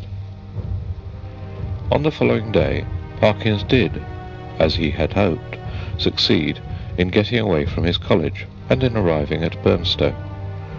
He was made welcome at the Globe Inn, was safely installed in the large double-bedded room of which we have heard, and was able, before retiring, to rest, to arrange his materials for work, in apple-pie order upon a commodious table, which occupied the outer end of the room, and was surrounded on 3 sides by windows looking out seaward. That is to say, the central window looked straight out to sea, and those on the left and right commanded prospects along the coast to the north and south, respectively. On the south you saw the village of Burnstow. On the north no houses were to be seen, but only the beach and the low cliff backing it. Immediately in front was a strip not considerable of rough grass, dotted with old anchors, capstans, and so forth, then a broad path, then the beach. Whatever may have been the original distance between the Globe Inn and the sea, not more than 60 yards now separated them. The rest of the population of the inn was, of course, a golfing one, and included few elements that call for a special description. The most conspicuous figure was perhaps that of an ancien militaire, secretary of a London club, and possessed of a voice of incredible strength, and of views of a pronouncedly Protestant type. These were apt to find utterance after his attendance upon the ministrations of the vicar, an estimable man with inclinations towards a picturesque ritual, which he gallantly kept down, as far as he could, out of deference to East Anglian tradition. Professor Parkins, one of whose principal characteristics was pluck, spent the greater part of the day following his arrival at Burnstow in what he had called improving his game, in company with this Colonel Wilson, and during the afternoon, whether the process of improvement were to blame or not, I'm not sure, the Colonel's demeanour assumed a colouring so lurid that even Parkins jibbed at the thought of walking home with him from the links. He determined, after a short and furtive look at that bristling moustache and those incarnadine features, that it would be wiser to allow the influences of tea and tobacco to do what they could with the Colonel before the dinner hour should render a meeting inevitable. "I might walk home tonight along the beach," he reflected. "Yes, and take a look, there will be light enough for that, at the ruins of which Disney was talking. I don't exactly know where they are, by the way, but I expect I can hardly help stumbling on them." This he accomplished, I may say, in the most literal sense, for in picking his way from the links to the shingle beach, his foot caught, partly in a gorse root, and partly in a biggish stone, and over he went. When he got up and surveyed his surroundings, he found himself in a patch of somewhat broken ground, covered with small depressions and mounds. These latter, when he came to examine them, proved to be simply masses of flints embedded in mortar and grown over with turf. He must, he quite rightly concluded, be on the site of the preceptory he had promised to look at. It seemed not unlikely to reward the spade of the explorer. Enough of the foundations was probably left at no great depth to throw a good deal of light on the general plan. He remembered vaguely that the Templars, to whom this site had belonged, were in the habit of building round churches, and he thought a particular series of the humps or mounds near him did appear to be arranged in something of a circular form. Few people can resist the temptation to try a little amateur research in a department quite outside their own, if only for the satisfaction of showing how successful they would have been had they only taken it up seriously. Our professor, however, if he felt something of this mean desire, was also truly anxious to oblige Mr. Disney, so he paced with care the circular area he had noticed, and wrote down its rough dimensions in his pocket-book. Then he proceeded to examine an oblong eminence which lay east of the centre of the circle, and seemed to his thinking likely to be the base of a platform or altar. At one end of it, the northern, a patch of the turf was gone, removed by some boy or other creature, ferre naturae. It might, he thought, be as well to probe the soil here for evidences of masonry, and he took out his knife and began scraping away the earth. And now followed another little discovery. A portion of soil fell inward as he scraped, and disclosed a small cavity. He lighted one match after another to help him to see of what nature the hole was, but the wind was too strong for them all. By tapping and scratching the sides with his knife, however, he was able to make out that it must be an artificial hole in masonry. It was rectangular, and the sides, top and bottom, if not actually plastered, were smooth and regular. Of course it was empty. No, as he withdrew the knife he heard a metallic clink, and when he introduced his hand, it met with a cylindrical object lying on the floor of the hole. Naturally enough, he picked it up, and when he brought it into the light, now fast fading, he could see that it too was of man's making. A metal tube about 4 inches long, and evidently of some considerable age. By the time Parkins had made sure that there was nothing else in this odd receptacle, it was too late and too dark for him to think of undertaking any further search. What he had done had proved so unexpectedly interesting that he determined to sacrifice a little more of the daylight on the morrow to archaeology. The object which he now had safe in his pocket was bound to be of some slight value at least, he felt sure. Bleak and solemn was the view, on which he took a last look before starting homeward. A faint yellow light in the west showed the links, on which a few figures moving towards the clubhouse were still visible, the squat Martello Tower, the lights of Aldsey village, the pale ribbon of sands, intersected at intervals by black wooden groinings, the dim and murmuring sea. The wind was bitter from the north, but was at his back when he set out for the globe. He quickly rattled and clashed through the shingle, and gained the sand, upon which, but for the groinings which had to be got over every few yards, the going was both good and quiet. One last look behind, to measure the distance he had made since leaving the ruined Templars' church, showed him a prospect of company on his walk, in the shape of a rather indistinct personage who seemed to be making great efforts to catch up with him, but made little, if any, progress. I mean, that there was an appearance of running about his movements, but that the distance between him and Parkins did not seem materially to lessen. So at least Parkins thought, and decided that he almost certainly did not know him, and that it would be absurd to wait until he came up. For all that, company, he began to think, would really be very welcome on that lonely shore. if only you could choose your companion. In his unenlightened days, he had read of meetings in such places which even now would hardly bear thinking of. He went on thinking of them, however, until he reached home, and particularly of one which catches most people's fancy at some time of their childhood. Now I saw in my dream that Christian had gone but a very little way, when he saw a foul fiend coming over the field to meet him. What should I do now, he thought, if I looked back and caught sight of a black figure sharply defined against the yellow sky, and saw that it had horns and wings? I wonder whether I should stand or run for it. Luckily the gentleman behind is not of that kind, and he seems to be about as far off now as when I saw him first. Well, at this rate he won't get his dinner as soon as I shall. And, oh dear me, it's within a quarter of an hour of the time now. I must run. Parkins had in fact very little time for dressing. When he met the Colonel at dinner, peace, or as much of her as that gentleman could manage, reigned once more in the military bosom. Nor was she put to flight in the hours of bridge that followed dinner, for Parkins was a more than respectable player.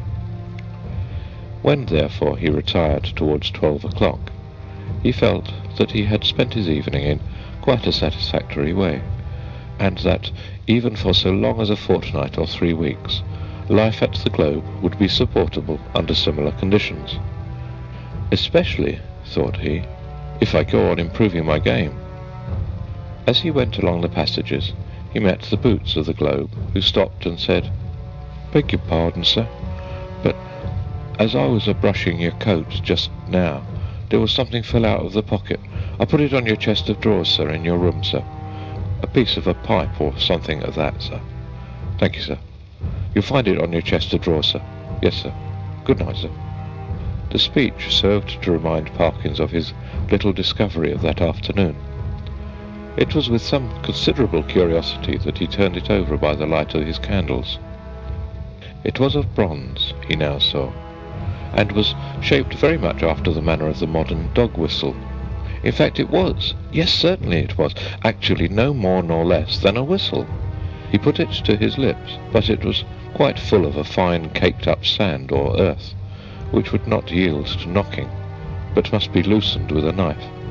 Tidy, as ever, in his habits, Parkins cleared out the earth onto a piece of paper, and took the latter to the window to empty it out. The night was clear and bright, as he saw when he had opened the casement, and he stopped for an instant to look at the sea, and note a belated wanderer stationed on the shore in front of the inn. Then he shut the window, a little surprised at the late hours people kept at Burnstow, and took his whistle to the light again. Why, surely there were marks on it, and not merely marks, but letters. A very little rubbing rendered the deeply cut inscription quite legible, but the professor had to confess, after some earnest thought, that the meaning of it was as obscure to him as the writing on the wall to Belshazzar.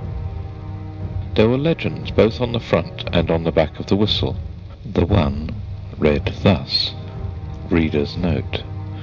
There were 4 groups of 3 letters in a diamond pattern.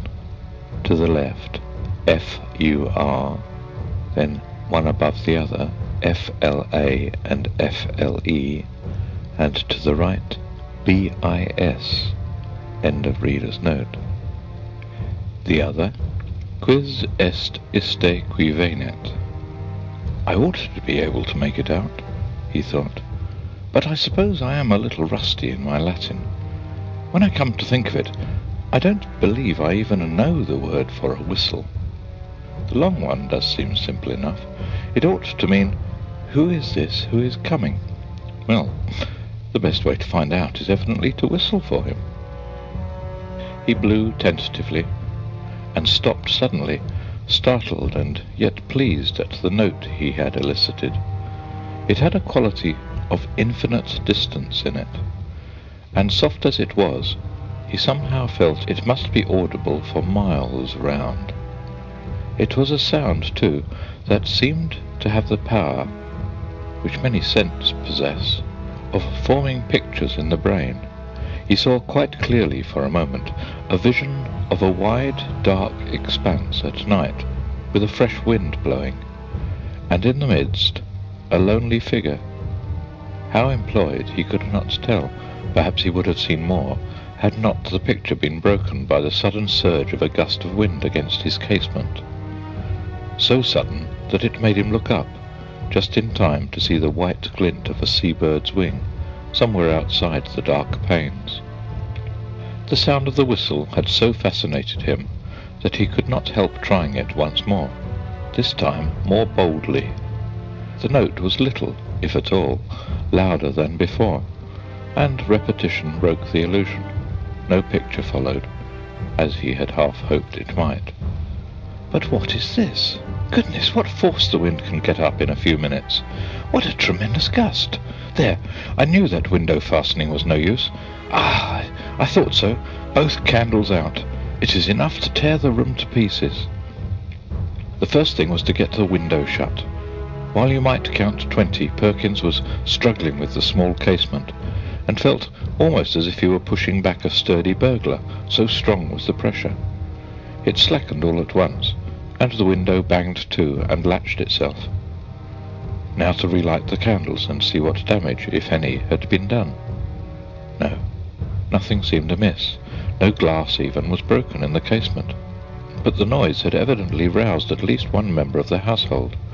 The Colonel was to be heard stumping in his stockinged feet on the floor above, and growling. Quickly as it had risen, the wind did not fall at once. On it went, moaning and rushing past the house, at times rising to a cry so desolate that, as Parkins disinterestedly said, it might have made fanciful people feel quite uncomfortable. Even the unimaginative, he thought, after a quarter of an hour, might be happier without it. Whether it was the wind or the excitement of golf, or the researches in the preceptory, that kept Parkins awake, he was not sure. Awake he remained, in any case, long enough to fancy, as I'm afraid I often do myself under such conditions, that he was the victim of all manner of fatal disorders. He would lie counting the beats of his heart, convinced that it was going to stop work every moment, and would entertain grave suspicions of his lungs, brain, liver, etc., suspicions which he was sure would be dispelled by the return of daylight, but which, until then, refused to be put aside. He found a little vicarious comfort in the idea that someone else was in the same boat. A near neighbour, in the darkness it was not easy to tell his direction, was tossing and rustling in his bed too. The next stage was that Parkins shut his eyes, and determined to give sleep every chance. Here again, over-excitement asserted itself in another form, that of making pictures. Experto crede, pictures do come to the closed eyes of one trying to sleep, and are often so little to his taste that he must open his eyes and disperse them. Parkins's experience on this occasion was a very distressing one. He found that the picture which presented itself to him was continuous. When he opened his eyes, of course, it went, but when he shut them once more, it framed itself afresh, and acted itself out again, neither quicker nor slower than before. What he saw was this: a long stretch of shore, shingle-edged by sand, and intersected at short intervals with black groins running down to the water. A scene, in fact, so like that of his afternoon's walk, that, in the absence of any landmark, it could not be distinguished therefrom. The light was obscure, conveying an impression of gathering storm, late winter evening, and slight cold rain. On this bleak stage, at first no actor was visible. Then, in the distance, a bobbing black object appeared. A moment more, and it was a man, running, jumping, clambering over the groins, and every few seconds looking eagerly back. The nearer he came, the more obvious it was that he was not only anxious, but even terribly frightened. Though his face was not to be distinguished, he was, moreover, almost at the end of his strength. On he came. Each successive obstacle seemed to cause him more difficulty than the last. "Will he get over this next one?" thought Parkins. "It seems a little higher than the others." Yes, half climbing, half throwing himself, he did get over, and fell all in a heap on the other side, the side nearest to the spectator. There, as if really unable to get up again, he remained crouching under the groin, looking up in an attitude of painful anxiety. So far, no cause whatever for the fear of the runner had been shown, but now there began to be seen far up the shore a little flicker of something light-coloured, moving to and fro with great swiftness and irregularity. Rapidly growing larger, it too declared itself as a figure in pale, fluttering draperies, ill-defined. There was something about its motion which made Parkins very unwilling to see it at close quarters. It would stop, raise arms, bow itself towards the sand, then run stooping across the beach to the water edge and back again, and then, rising upright, once more continue its course forward at a speed that was startling and terrifying. The moment came when the pursuer was hovering about from left to right only a few yards beyond the groin, where the runner lay in hiding. After 2 or 3 ineffectual castings hither and thither, it came to a stop, stood upright, with arms raised high, and then darted straight forward towards the groin. It was at this point that Parkins always failed in his resolution to keep his eyes shut.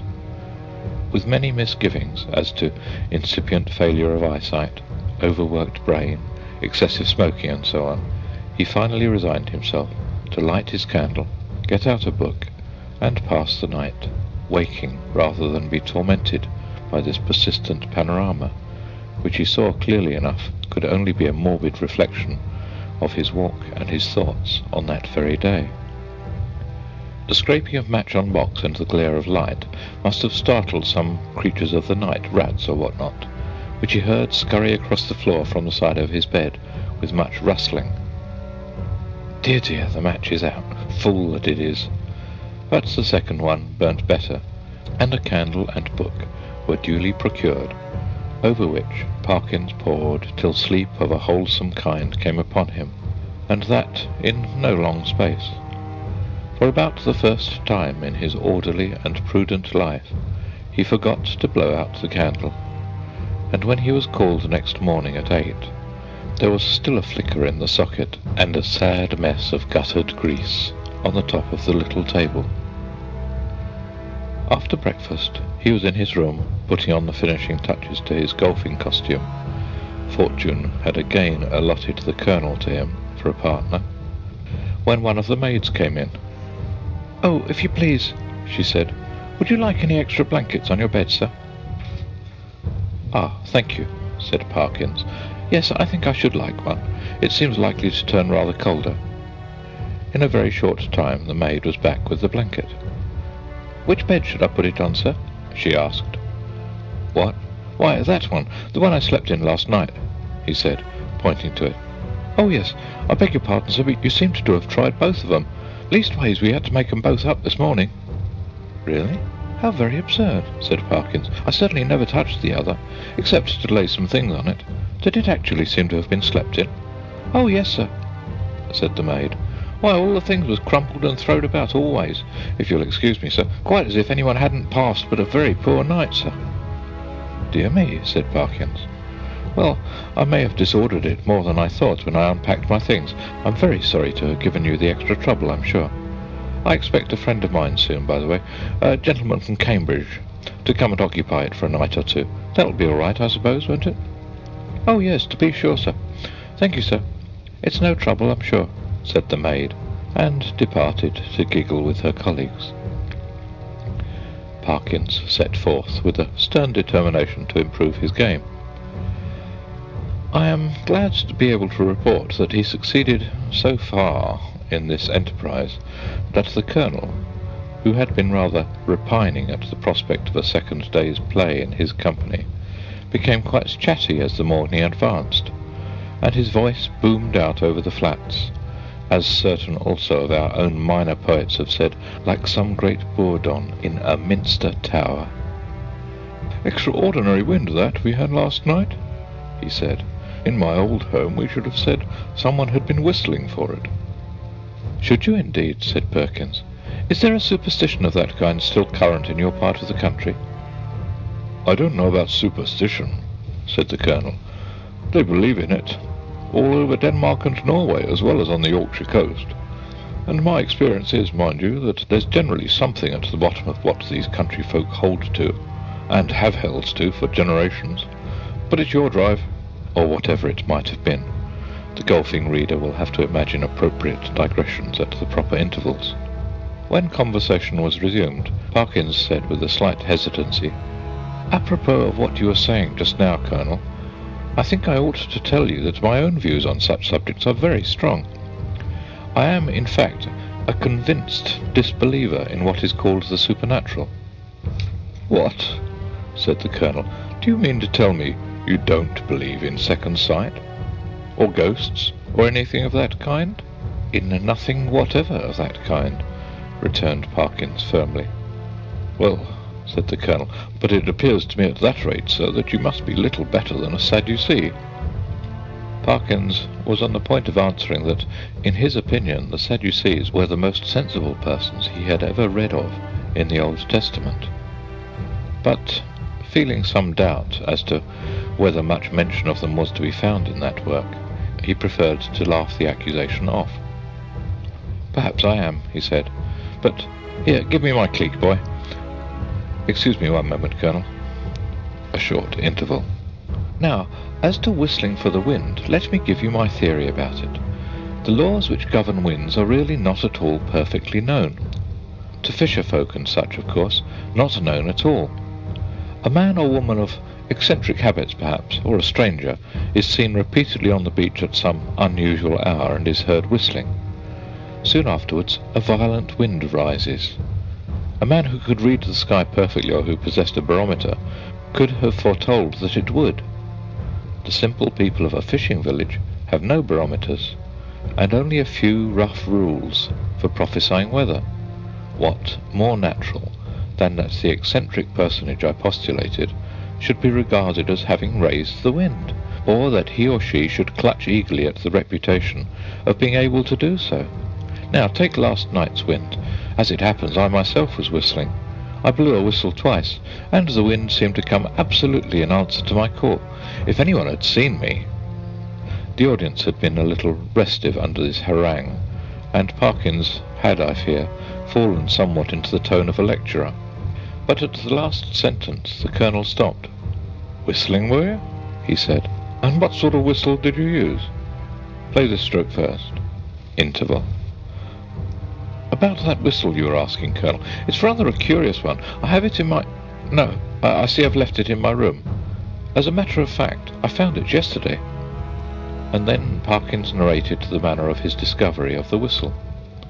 Upon hearing which the Colonel grunted, and opined that in Parkins's place he should himself be careful about using a thing that had belonged to a set of papists, of whom, speaking generally, it might be affirmed that you never knew what they might not have been up to.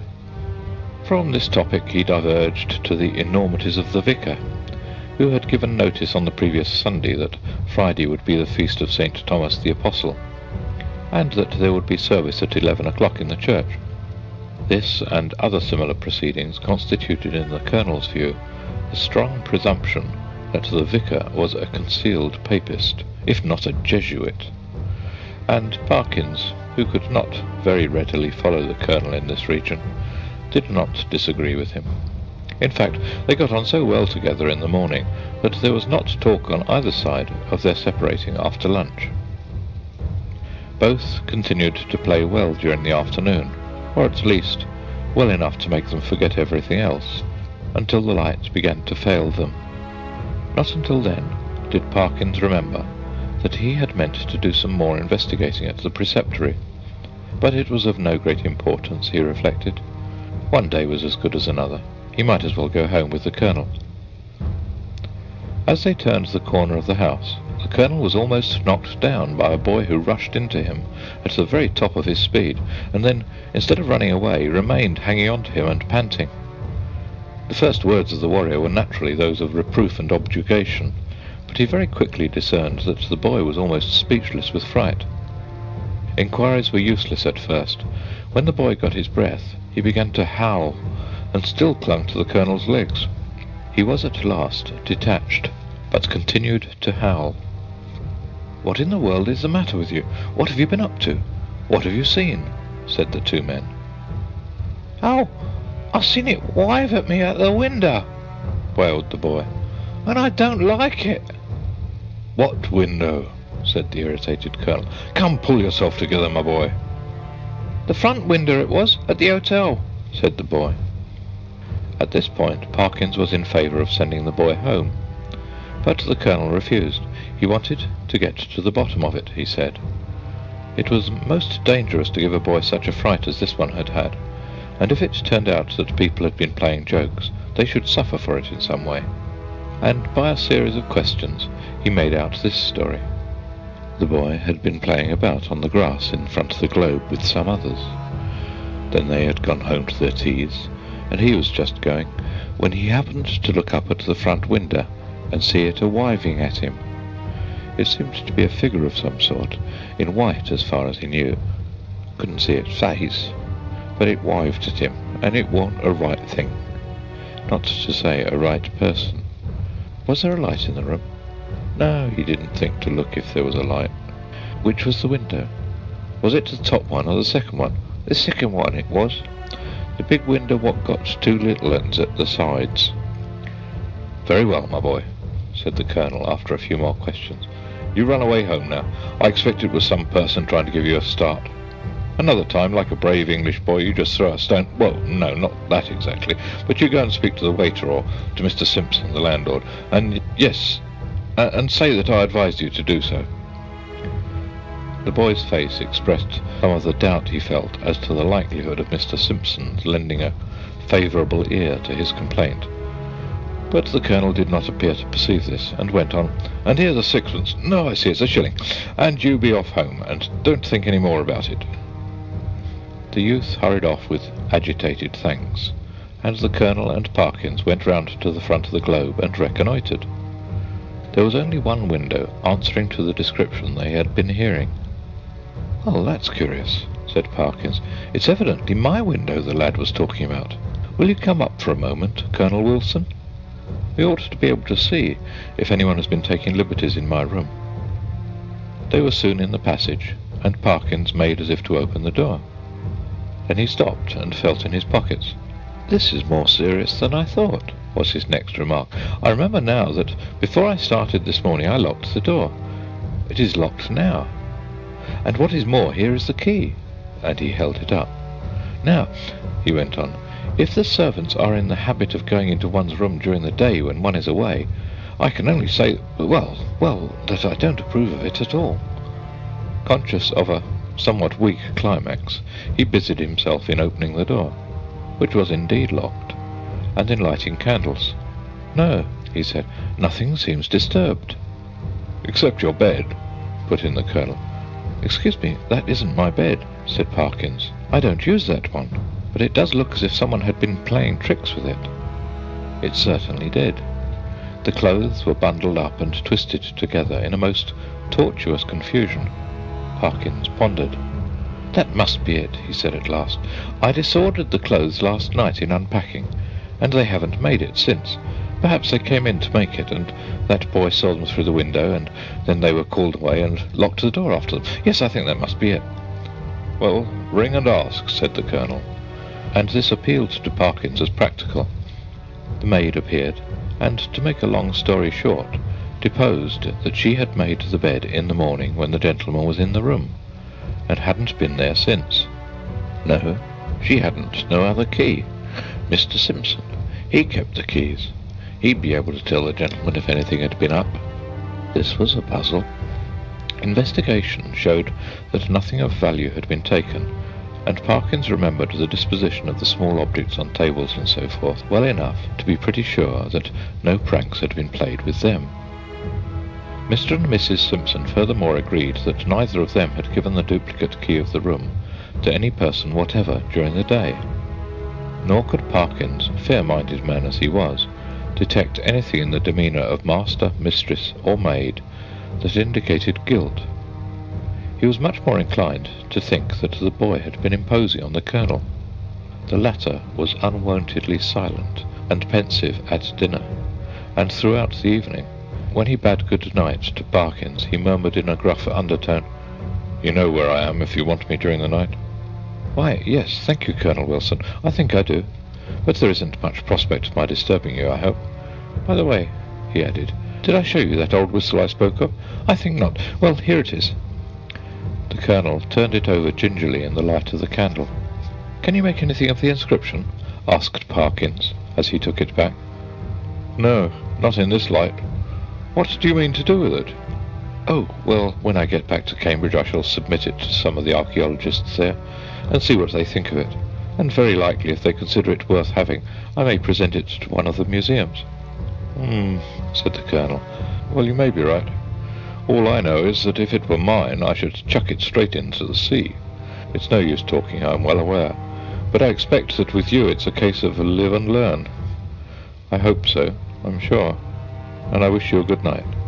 He turned away, leaving Parkins in act to speak, at the bottom of the stair, and soon each was in his own bedroom. By some unfortunate accident, there were neither blinds nor curtains to the windows of the Professor's room. The previous night he had thought little of this, but tonight there seemed every prospect of a bright moon rising to shine directly on his bed, and probably wake him later on. When he noticed this, he was a good deal annoyed, but with an ingenuity which I can only envy, he succeeded in rigging up, with the help of a railway rug, some safety pins, and a stick and umbrella, a screen which, if it only held together, would completely keep the moonlight off his bed. And shortly afterwards he was comfortably in that bed. When he had read a somewhat solid work, long enough to produce a decided wish to sleep, he cast a drowsy glance round the room, blew out the candle, and fell back upon the pillow. He must have slept soundly for an hour or more, when a sudden clatter shook him up in a most unwelcome manner. In a moment he realized what had happened. His carefully constructed screen had given way, and a very bright frosty moon was shining directly on his face. This was highly annoying. Could he possibly get up and reconstruct the screen? Or could he manage to sleep if he did not? For some minutes he lay and pondered over all the possibilities. Then he turned over sharply, and with his eyes open, lay breathlessly listening. There had been a movement, he was sure, in the empty bed on the opposite side of the room. Tomorrow he would have it moved, for there must be rats or something playing about in it. It was quiet now. No, the commotion began again. There was a rustling and shaking, surely more than any rat could cause. I can figure to myself something of the Professor's bewilderment and horror, for I have in a dream 30 years back seen the same thing happen. But the reader will hardly perhaps imagine how dreadful it was to him to see a figure suddenly sit up in what he had known was an empty bed. He was out of his own bed in one bound, and made a dash towards the window, where lay his only weapon, the stick with which he had propped his screen. This was, as it turned out, the worst thing he could have done, because the personage in the empty bed, with a sudden smooth motion, slipped from the bed and took up a position with outspread arms between the two beds, and in front of the door. Parkins watched it in a horrid perplexity. Somehow the idea of getting past it and escaping through the door was intolerable to him. He could not have borne, he didn't know why, to touch it, and as for its touching him, he would sooner dash himself through the window than have that happen. It stood for the moment in a band of dark shadow, and he had not seen what its face was like. Now it began to move in a stooping posture, and all at once the spectator realized with some horror and some relief that it must be blind, for it seemed to feel about it with its muffled arms in a groping and random fashion. Turning half away from him, it became suddenly conscious of the bed he had just left, and started towards it, and bent and felt over the pillows in a way which made Parkins shudder, as he had never in his life thought it possible. In a very few moments it seemed to know that the bed was empty, and then, moving forward into the area of light and facing the window, it showed for the first time what manner of thing it was. Parkins, who very much dislikes being questioned about it, did once describe something of it in my hearing, and I gathered that what he chiefly remembers about it is a horrible, an intensely horrible face of crumpled linen. What expression he read upon it he could not or would not tell, but that the fear of it went nigh to maddening him is certain. But he was not at leisure to watch it for long. With formidable quickness it moved into the middle of the room, and as it groped and waved, one corner of its draperies swept across Parkins's face. He could not, though he knew how perilous the sound was, he could not keep back a cry of disgust, and this gave the searcher an instant clue. It leapt towards him upon the instant, and the next moment he was halfway through the window backwards, uttering cry upon cry at the utmost pitch of his voice, and the linen face was thrust close into his own. At this, almost the last possible second, deliverance came, as you will have guessed. The Colonel burst the door open, and was just in time to see the dreadful group at the window. When he reached the figures, only one was left. Parkins sank forward into the room in a faint, and before him, on the floor, lay a tumbled heap of bedclothes. Colonel Wilson asked no questions, but busied himself in keeping everyone else out of the room, and in getting Parkins back to his bed, and himself, wrapped in a rug, occupied the other bed for the rest of the night. Early on the next day, Rogers arrived, more welcome than he would have been a day before, and the three of them held a very long consultation in the Professor's room. At the end of it, the Colonel left the hotel door, carrying a small object between his finger and thumb, which he cast as far into the sea as a very brawny arm could send it. Later on, the smoke of a burning ascended from the back premises of the Globe. Exactly what explanation was patched up for the staff and visitors at the hotel, I must confess I do not recollect. The Professor was somehow cleared of the ready suspicion of delirium tremens, and the hotel of the reputation of a troubled house. There is not much question as to what would have happened to Parkins if the Colonel had not intervened when he did. He would either have fallen out of the window, or else lost his wits. But it is not so evident what more the creature that came in answer to the whistle could have done than frighten. There seemed to be absolutely nothing material about it, save the bedclothes of which it had made itself a body. The Colonel, who remembered a not very dissimilar occurrence in India, was of the opinion that if Parkins had closed with it, it could really have done very little, and that its one power was that of frightening. The whole thing, he said, served to confirm his opinion of the Church of Rome. There is really nothing more to tell, but as you may imagine, the Professor's views on certain points are less clear-cut than they used to be. His nerves, too, have suffered. He cannot, even now, see a surplice hanging on a door quite unmoved, and the spectacle of a scarecrow in a field, late on a winter afternoon, has cost him more than one sleepless night. The end of "Oh, Whistle and I'll Come to You, My Lad," from Ghost Stories of an Antiquary by M.R. James.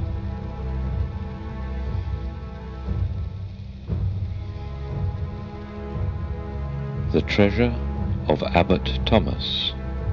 Chapter 1. Verum usque in praesentem diem multa gariunt interesse canonici de abscondito quodam istius abbatis Thomae Thesoro, quem saepe quamquam adhuc incassum, quae siverunt Steinfeldenses. Ipsum enim Thomam adhuc Florida in aete existentem, ingentum auri massam circa monasterium de Fodice perhibent. De quo meltoties interrogatus ubi esset, cum risu respondere solitus erat, Job, Johannes et Zacharias, vel vobis vel posteris indicabunt. Idemque aliquando adie cere, se inventores minime invisorum. Inter alia huius abatis opera. Hoc memoria praecipue dignum indico quod fenestrum magnum in orientali partiale australis in ecclesia sua imaginibus optime in vitro depictus impleverit. Id quod et ipsius effigies et insignia ibidem posita demonstrant. Domum quoque abbatialem fere totem restauravit, puteo in atrio ipsius effosso et lapidibus memoriis pulchre caelatis exornato. Dicessit autem, multi aliquantulum subitania peculsus, aetis sue anno Septuaginta duo, incarnationes vero Dominici 1500 viginti novem.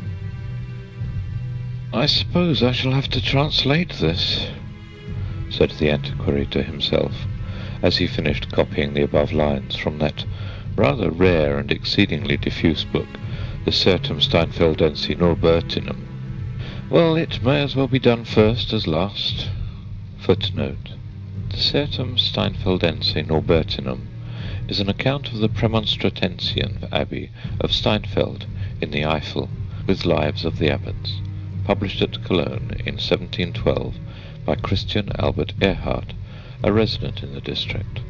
The epithet Norbertinum is due to the fact that Saint Norbert was founder of the Premonstratensian order. Return to text. And accordingly, the following rendering was very quickly produced. Up to the present day, there is much gossip among the canons about a certain hidden treasure of this Abbot Thomas, for which those of Steinfeld have often made search, though hitherto in vain. The story is that Thomas, while yet in the vigour of life, concealed a very large quantity of gold somewhere in the monastery. He was often asked where it was, and always answered with a laugh, "Job, John, and Zechariah will tell either you or your successors." He sometimes added that he should feel no grudge against those who might find it. Among other works carried out by this abbot, I may specially mention his filling the great window at the east end of the south aisle of the church with figures admirably painted on glass, as his effigy and arms in the window attest.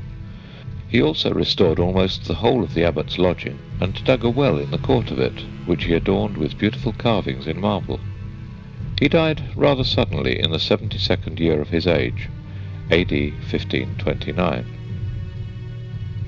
The object which the antiquary had before him at the moment was that of tracing the whereabouts of the painted windows of the Abbey Church at Steinfeld.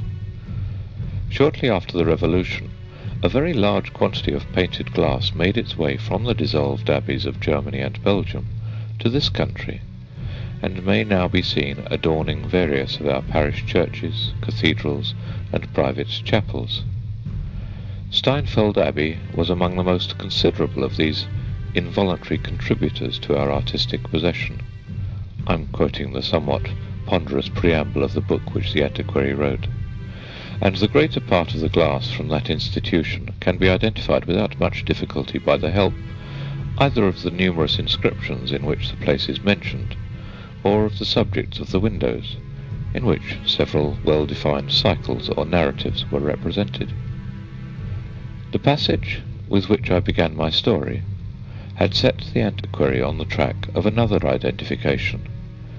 In a private chapel, no matter where, he had seen 3 large figures, each occupying a whole light in a window, and evidently the work of one artist. Their style made it plain that that artist had been a German of the 16th century, but hitherto the more exact localizing of them had been a puzzle. They represented, will you be surprised to hear it, Job Patriarcha, Johannes Evangelista, Zacharias Propheta, and each of them held a book or scroll inscribed with a sentence from his writings. These, as a matter of course, the antiquary had noted, and had been struck by the curious way in which they differed from any text of the Vulgate that he had been able to examine. Thus the scroll in Job's hand was inscribed Auro est locus in quo absconditur, for conflatur. Footnote. Translation. There is a place for gold where it is hidden. Return to text. On the book of John was Habent investimentis suis scriptorum quam nemo novit, for investimento scriptum, the following words being taken from another verse. Footnote. Translation. They have on their raiment a writing which no man knoweth. Return to text. And Zacharias had super lapidem unum septum oculi sunt, which alone of the three represents an unaltered text. Footnote. Translation. Upon one stone are 7 eyes. Return to text.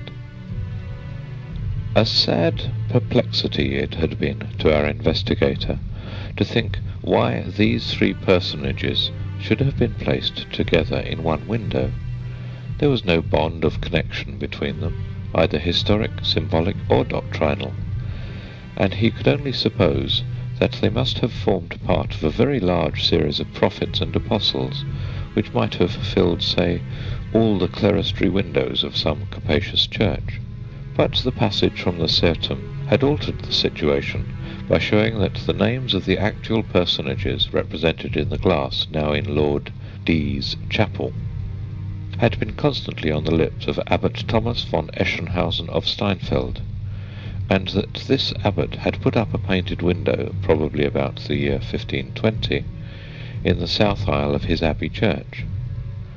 It was no very wild conjecture that the 3 figures might have formed part of Abbot Thomas's offering. It was one which, moreover, could probably be confirmed or set aside by another careful examination of the glass. And, as Mr. Somerton was a man of leisure, he set out on pilgrimage to the private chapel with very little delay. His conjecture was confirmed to the full. Not only did the style and technique of the glass suit perfectly with the date and place required, but in another window of the chapel he found some glass known to have been brought along with the figures, which contained the arms of Abbot Thomas von Eschenhausen. At intervals during his researches, Mr. Somerton had been haunted by the recollection of the gossip about the hidden treasure, and as he thought the matter over, it became more and more obvious to him that if the abbot meant anything by the enigmatical answer which he gave to his questioners, he must have meant that the secret was to be found somewhere in the window he had placed in the abbey church. It was undeniable, furthermore, that the first of the curiously selected texts on the scrolls in the window might be taken to have a reference to hidden treasure. Reader's note. The first text was, "There is a place for gold where it is hidden." Return to text. Every feature, therefore, or mark which could possibly assist in elucidating the riddle, which he felt sure the abbot had set to posterity, he noted with scrupulous care, and returning to his Berkshire manor house, consumed many a pint of the midnight oil over his tracings and sketches. After 2 or 3 weeks, a day came when Mr. Somerton announced to his man that he must pack his own and his master's things for a short journey abroad, whither, for the moment, we will not follow him. Chapter 2. Mr. Gregory, the rector of Parsbury, had strolled out before breakfast, it being a fine autumn morning, as far as the gate of his carriage drive, with intent to meet the postman and sniff the cool air. Nor was he disappointed of either purpose, Before he had time to answer more than 10 or 11 of the miscellaneous questions propounded to him in the lightness of their hearts by his young offspring, who had accompanied him, the postman was seen approaching, and among the morning's budget was one letter bearing a foreign postmark and stamp, which became at once the object of an eager competition among the youthful Gregorys, and addressed in an uneducated but plainly an English hand. When the rector opened it and turned to the signature, he realized that it came from the confidential valet of his friend and squire, Mr. Somerton.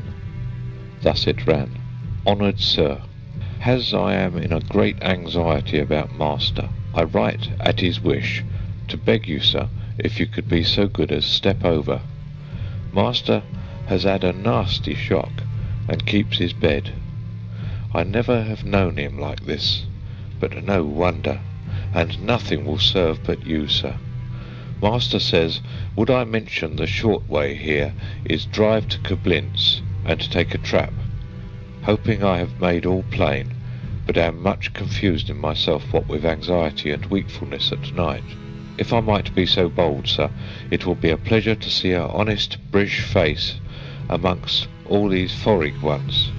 I am, sir, your obedient servant, William Brown. P.S. The village, for town I will not term it, is named Steenfeld." The reader must be left to picture to himself in detail the surprise, confusion, and hurry of preparation into which the receipt of such a letter would be likely to plunge a quiet Berkshire parsonage in the year of grace 1859. It is enough for me to say that a train to town was caught in the course of the day, and that Mr. Gregory was able to secure a cabin in the Antwerp boat and a place in the Koblenz train. Nor was it difficult to manage the transit from that centre to Steinfeld.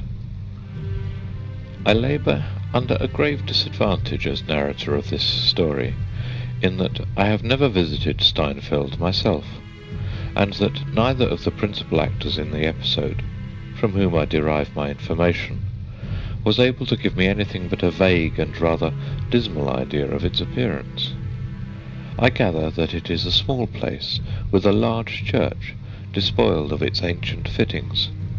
A number of rather ruinous great buildings, mostly of the 17th century, surrounds this church, for the abbey, in common with most of those on the continent, was rebuilt in a luxurious fashion by its inhabitants at that period. It has not seemed to me worthwhile to lavish money on a visit to the place, for though it is probably far more attractive than either Mr. Somerton or Mr. Gregory thought it, there is evidently little, if anything, of first-rate interest to be seen, except perhaps one thing, which I should not care to see. The inn where the English gentleman and his servant were lodged is, or was, the only possible one in the village.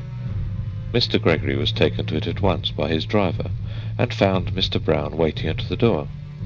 Mr. Brown, a model when in his Berkshire home of the impassive, whiskered race who are known as confidential valets, was now egregiously out of his element, in a light tweed suit, anxious, almost irritable, and plainly anything but master of the situation.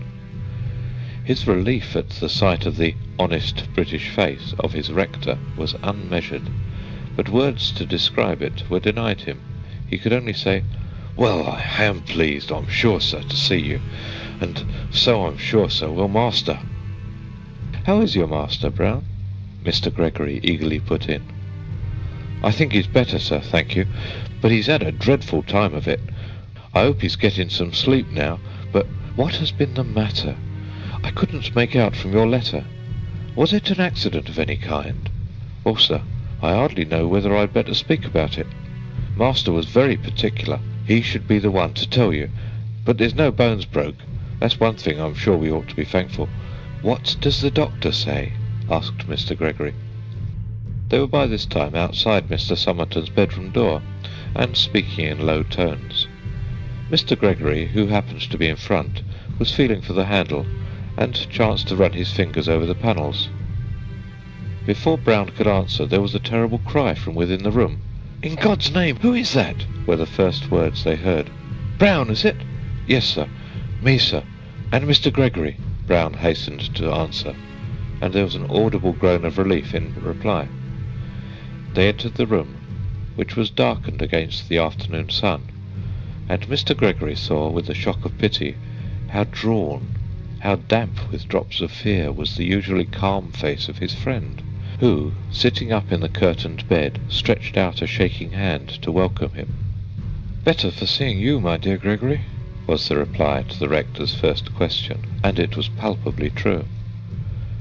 After 5 minutes of conversation, Mr. Somerton was more his own man, Brown afterwards reported, than he had been for days.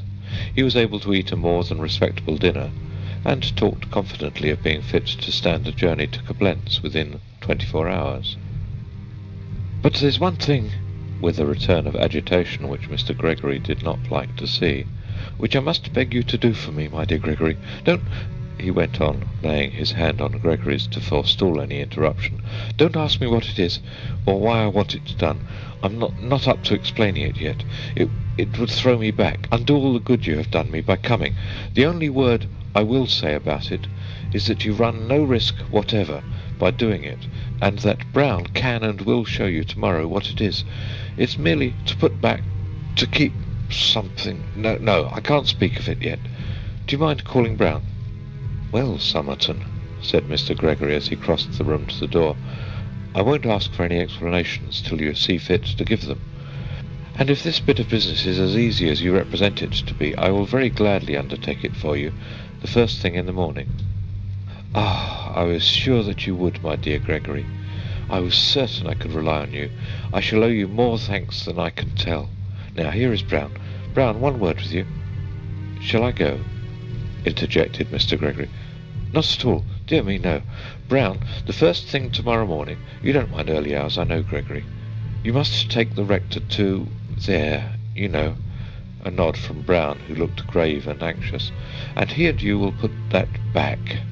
You needn't be in the least alarmed. It's perfectly safe in the daytime. You know what I mean. It lies on the step, you know, where we put it." Brown swallowed dryly once or twice, and failing to speak, bowed. "And yes, that's all. Only this one other word, my dear Gregory. If you can manage to keep from questioning Brown about this matter, I shall be still more bound to you. Tomorrow evening, at latest, if all goes well, I shall be able, I believe, to tell you the whole story from start to finish. And now I'll wish you good night. Brown will be with me. He sleeps here. And if I were you, I should lock my door. Yes, be particular to do that. They like it, the people here, and it's better. Good night, good night."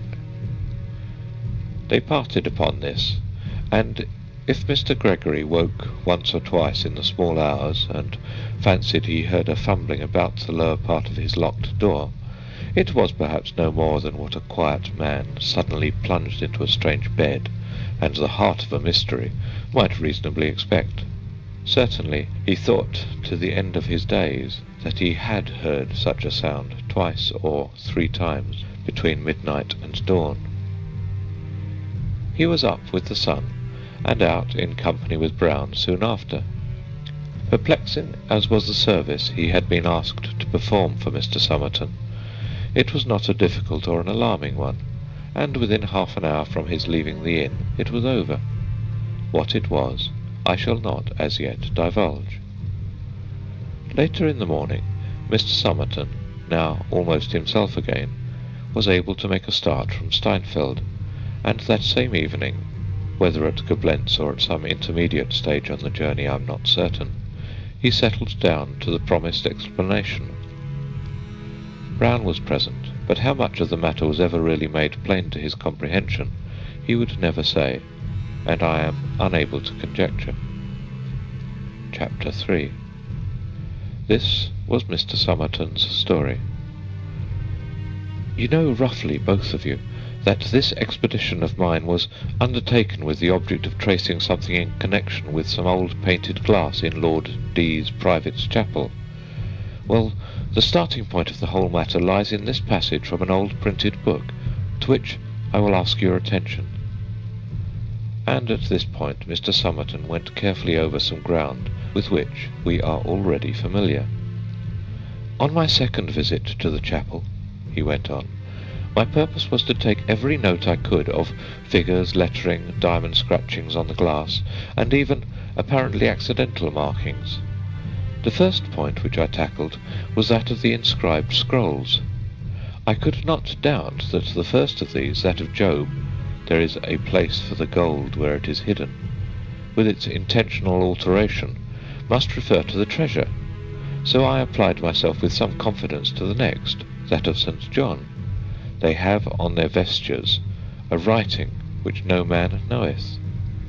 The natural question will have occurred to you. Was there an inscription on the robes of the figures? I could see none. Each of the three had a broad black border to his mantle, which made a conspicuous and rather ugly feature in the window. I was nonplussed, I will own, and but for a curious bit of luck, I think I should have left the search where the canons of Steinfeld had left it before me. But it so happened that there was a good deal of dust on the surface of the glass, and Lord D, happening to come in, noticed my blackened hands, and kindly insisted on sending for a Turk's head broom to clean down the window. There must, I suppose, have been a rough piece in the broom. Anyhow, as it passed over the border of one of the mantles, I noticed that it left a long scratch, and that some yellow stain instantly showed up. I asked the man to stop his work for a moment, and ran up the ladder to examine the place. The yellow stain was there, sure enough, and what had come away was a thick black pigment, which had evidently been laid on with the brush after the glass had been burnt, and could therefore be easily scraped off without doing any harm. I scraped accordingly, and you will hardly believe, no, I do you an injustice, you will have guessed already, that I found under this black pigment 2 or 3 clearly formed capital letters in yellow stain on a clear ground. Of course I could hardly contain my delight. I told Lord D that I had detected an inscription which I thought might be very interesting, and begged to be allowed to uncover the whole of it. He made no difficulty about it whatever, told me to do exactly as I pleased, and then, having an engagement, was obliged, rather to my relief I must say, to leave me. I set to work at once, and found the task a fairly easy one. The pigment, disintegrated of course by time, came off almost at a touch, and I don't think that it took me a couple of hours all told to clean the whole of the black borders in all 3 lights. Each of the figures had, as the inscription said, a writing on their vestures which nobody knew. This discovery, of course, made it absolutely certain to my mind that I was on the right track. And now, what was the inscription? While I was cleaning the glass, I almost took pains not to read the lettering, saving up the treat until I had got the whole thing clear. And when that was done, my dear Gregory, I assure you I could almost have cried from sheer disappointment. What I read was only the most hopeless jumble of letters that was ever shaken up in a hat. Here it is. Job, DREVICIOPED, MOOM, SMV, IVL, ISL, CAV, IBA, SBA, TAOVT. St. John, RDIIEAM, RLESIPV, SPOD SEE, IRSETTA, AES, GIAVNNR. Zechariah, FTEEAILN, QDPVAIVMTLEEA, TTOHIOO, NVMCAT.H.Q.E.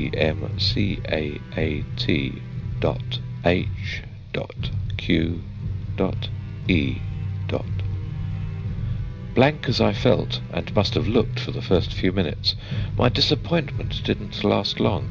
I realized almost at once that I was dealing with a cipher or cryptogram, and I reflected that it was likely to be of a pretty simple kind, considering its early date, so I copied the letters with the most anxious care. Another little point, I may tell you, turned up in the process which confirmed my belief in the cipher.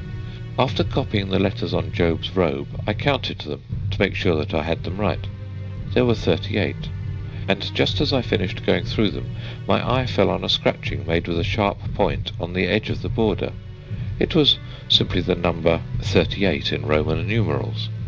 To cut the matter short, there was a similar note, as I may call it, in each of the other lights, and that made it plain to me that the glass painter had had very strict orders from Abbot Thomas about the inscription, and had taken pains to get it correct. Well, after that discovery, you may imagine how minutely I went over the whole surface of the glass in search of further light. Of course, I did not neglect the inscription on the scroll of Zechariah, "Upon one stone are 7 eyes," but I very quickly concluded that this must refer to some mark on a stone which could only be found in situ, where the treasure was concealed. To be short, I made all possible notes and sketches and tracings, and then came back to Parsbury to work out the cipher at leisure. Oh, the agonies I went through! I thought myself very clever at first, for I made sure that the key would be found in some of the old books on secret writing. The Steganographia of Joachim Trithemius, who was an earlier contemporary of Abbot Thomas, seemed particularly promising, so I got that, and Selenius's Cryptographia, and Bacon's De Augmentis Scientiarum, and some more, but I could hit upon nothing. Then I tried the principle of the most frequent letter, taking first Latin and then German as a basis. That didn't help either. Whether it ought to have done so, I'm not clear. And then I came back to the window itself, and read over my notes, hoping, almost against hope, that the abbot might himself have somewhere supplied the key I wanted. I could make nothing out of the colour or pattern of the robes. There were no landscape backgrounds with subsidiary objects.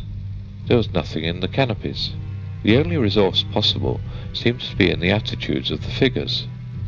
Job, I read, scroll in left hand, forefinger of right hand extended upwards. John holds inscribed book in left hand, with right hand blesses, with 2 fingers. Zechariah, scroll in left hand, right hand extended upwards as Job, but with 3 fingers pointing up. In other words, I reflected, Job has 1 finger extended, John has 2, Zechariah has 3. May not there be a numerical key concealed in that? My dear Gregory, said Somerton, laying his hand on his friend's knee, that was the key. I didn't get it to fit at first, but after 2 or 3 trials I saw what was meant. After the first letter of the inscription, you skip 1 letter. After the next, you skip 2. And after that, skip 3. Now, look at the result I got. I've underlined the letters which form words. Reader's note. Letters are underlined in the inscriptions as described above, and the resultant message is described in the following words from Somerton. End of reader's note. Do you see it? Decem, milia, auri, reposita, sunt imputeo in at. Footnote. Translation.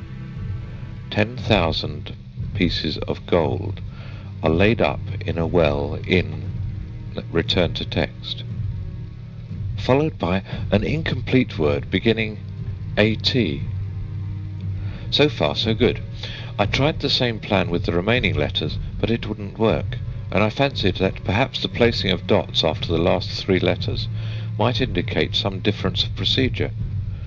Then I thought to myself, wasn't there some allusion to a well in the account of Abbot Thomas, in that book the Certum? Yes, there was. He built a puteus in atrio, a well in the court. There, of course, was my word atrio. The next step was to copy out the remaining letters of the inscription, omitting those I had already used. That gave what you will see on this slip. RVIIOPDOOSMVVISC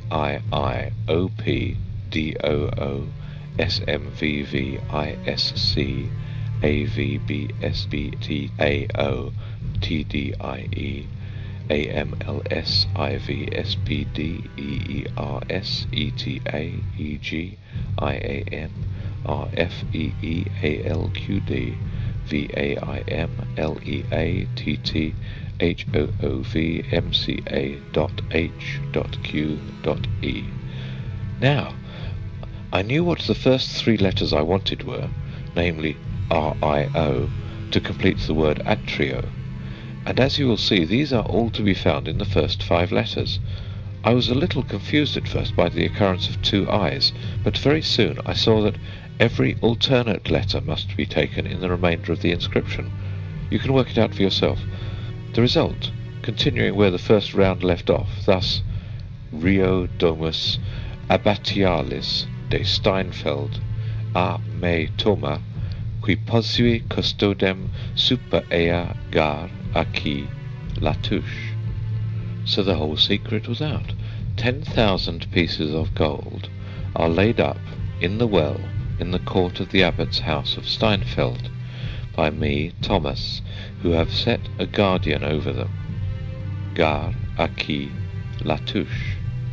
The last words I ought to say are a device which Abbot Thomas had adopted. I found it with his arms in another piece of glass at Lord D's, and he drafted it bodily into his cipher, though it doesn't quite fit in point of grammar. Well, what would any human being have been tempted to do, my dear Gregory, in my place? Could he have helped setting off, as I did, to Steinfeld, and tracing the secret literally to the fountainhead? I don't believe he could. Anyhow, I couldn't, and as I needn't tell you, I found myself at Steinfeld as soon as the resources of civilization could put me there, and installed myself in the inn you saw. I must tell you that I was not altogether free from forebodings, on one hand of disappointment, on the other hand of danger. There was always the possibility that Abbot Thomas's well might have been wholly obliterated, or else that someone ignorant of cryptograms, and guided only by luck, might have stumbled on the treasure before me. And then there was a very perceptible shaking of the voice here. I was not entirely easy, I need not mind confessing, as to the meaning of the words about the guardian of the treasure. But if you don't mind, I'll say no more about that until it becomes necessary. At the first possible opportunity, Brown and I began exploring the place. I had naturally represented myself as being interested in the remains of the abbey, and we could not avoid paying a visit to the church, impatient as I was to be elsewhere. Still, it did interest me to see the windows where the glass had been, and especially that at the east end of the south aisle. In the tracery lights of that, I was startled to see some fragments and coats of arms remaining. Abbot Thomas's shield was there, and a small figure with a scroll inscribed, Oculus habent, et non videbunt. Footnote. Translation, they have eyes, and shall not see. Return to text. Which I take it was a hit of the abbot at his canons. But of course the principal object was to find the abbot's house. There is no prescribed place for this, as far as I know, in the plan of a monastery. You can't predict of it, as you can of the chapter house, that it will be on the eastern side of the cloister, or, as of the dormitory, that it will communicate with the transept of the church. I felt that if I asked many questions, I might awaken lingering memories of the treasure, and I thought it best to try first to discover it for myself. It was not a very long or difficult search. That three-sided court southeast of the church, with deserted piles of building round it, and grass-grown pavement, which you saw this morning, was the place. And glad enough I was to see that it was put to no use, and was neither very far from our inn, nor overlooked by any inhabited building. There were only orchards and paddocks on the slopes east of the church. I can tell you that fine stone glowed wonderfully in the rather watery yellow sunset that we had on the Tuesday afternoon. Next, what about the well? There was not much doubt about that, as you could testify. It is really a very remarkable thing. That curb is, I think, of Italian marble, and the carving, I thought, must be Italian also. There were reliefs, you will perhaps remember, of Eliezer and Rebecca, and of Jacob opening the well for Rachel, and similar subjects. but by way of disarming suspicion, I suppose, the abbot had carefully abstained from any of his cynical and elusive inscriptions. I examined the whole structure with the keenest interest, of course. A square wellhead with an opening in one side, an arch over it with a wheel for the rope to pass over, evidently in very good condition still, for it had been used within 60 years, or perhaps even later, though not quite recently. Then there was the question of depth and access to the interior. I suppose the depth was about 60 to 70 feet, and as to the other point, it really seemed as if the abbot had wished to lead searchers up to the very door of his treasure house, for as you tested for yourself, there were big blocks of stone bonded into the masonry, and leading down in a regular staircase, round and round the inside of the well. It seemed almost too good to be true. I wondered if there was a trap, if the stones were so contrived as to tip over when a weight was placed on them, but I tried a good many with my own weight and with my stick, and all seemed, and actually were, perfectly firm. Of course, I resolved that Brown and I would make an experiment that very night. I was well prepared. Knowing the sort of place I should have to explore, I had brought a sufficiency of good rope and bands of webbing to surround my body, and crossbars to hold to, as well as lanterns and candles and crowbars, all of which would go into a single carpet bag and excite no suspicion. I satisfied myself that my rope would be long enough, and that the wheel for the bucket was in good working order, and then we went home to dinner. I had a little cautious conversation with the landlord, and made out that he would not be overmuch surprised if I went out for a stroll with my man about 9 o'clock, to make, heaven forgive me, a sketch of the Abbey by moonlight. I asked no questions about the well, and am not likely to do so now. I fancy I know as much about it as anyone in Steinfeld, at least, with a strong shudder, I don't want to know any more. Now we come to the crisis, and though I hate to think of it, I feel sure, Gregory, that it will be better for me in all ways to recall it just as it happened. We started, Brown and I, at about 9 with our bag, and attracted no attention, for we managed to slip out at the hinder end of the inn-yard, which brought us quite to the edge of the village. In 5 minutes we were at the well, and for some little time we sat on the edge of the wellhead to make sure that no one was stirring or spying on us. All we heard was some horses cropping grass out of sight further down the eastern slope. We were perfectly unobserved, and had plenty of light from the gorgeous full moon to allow us to get the rope properly fitted over the wheel. Then I secured the band round my body beneath the arms. We attached the end of the rope very securely to a ring in the stonework. Brown took the lighted lantern and followed me. I had a crowbar. And so we began to descend cautiously, feeling every step before we set foot on it, and scanning the walls in search of any marked stone. Half aloud I counted the steps as we went down, and we got as far as the 38th, before I noticed anything at all irregular in the surface of the masonry. Even here there was no mark, and I began to feel very blank, and to wonder if the abbot's cryptogram could possibly be an elaborate hoax. At the 49th step, the staircase ceased. It was with a very sinking heart that I began retracing my steps, and when I was back on the 38th, Brown with the lantern being a step or two above me, I scrutinized the little bit of irregularity in the stonework with all of my might, but there was no vestige of a mark. Then it struck me that the texture of the surface looked just a little smoother than the rest, or at least in some way different. It might possibly be cement, and not stone. I gave it a good blow with my iron bar. There was a decidedly hollow sound, though that might be the result of our being in a well.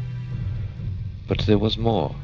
A great flake of cement dropped onto my feet, and I saw marks on the stone underneath. I had tracked the abbot down, my dear Gregory. Even now I think of it with a certain pride.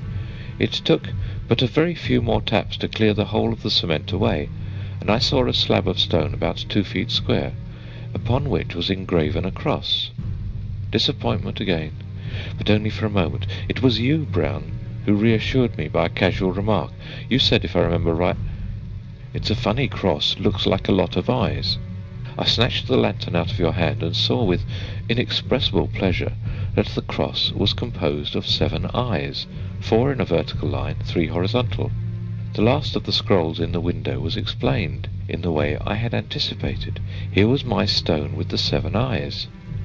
So far the abbot's data had been exact, and as I thought of this, the anxiety about the Guardian returned upon me with increased force.